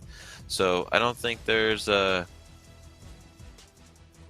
correct answer, end all be all solution to this, but I do think practice would go a long ways, and then maybe iRacing give us maybe a little bit better setup. Maybe we need to look for setup shops or something to come up with something like that would be better than what iRacing gives us. I don't know. I guess moving on to my sponsors, really got to thank everyone at KAR and Ski Fleet Enterprises. I felt like I've met a good group of peers that I've kind of pushed myself around in this series, and I stay really competitive against them. And I got to thank my admins, Sean, who wasn't unfortunately able to be here tonight, Jeff, John was up there in the booth trying to doing race control, and I thought he ran a really good race up there. Phoenix Designs for bringing out the new valve lane scheme. I thought it looked really slick out there under the lights. And LSRTV, really appreciate what you guys do for us and your high quality broadcasts. And yeah, thank you guys. All right, man. Well, we appreciate it. Again, ran out of time. Scheduled 147 lap race here tonight at Texas Bowman. It's all said and done at the end of 17 cautions. It is Lake Peterson. Average finish third. He picks up his fourth win this year tonight on the series. Justin, we'll wrap it up, man. Everybody, great jobs tonight. Obviously, a lot of frustration. What can we take from a positive out of what could be some negatives from tonight, Justin? We all get a week off. We all get a break, a reset after Memorial Day. We come back in 2 weeks for road course racing. That's a completely different animal than obviously.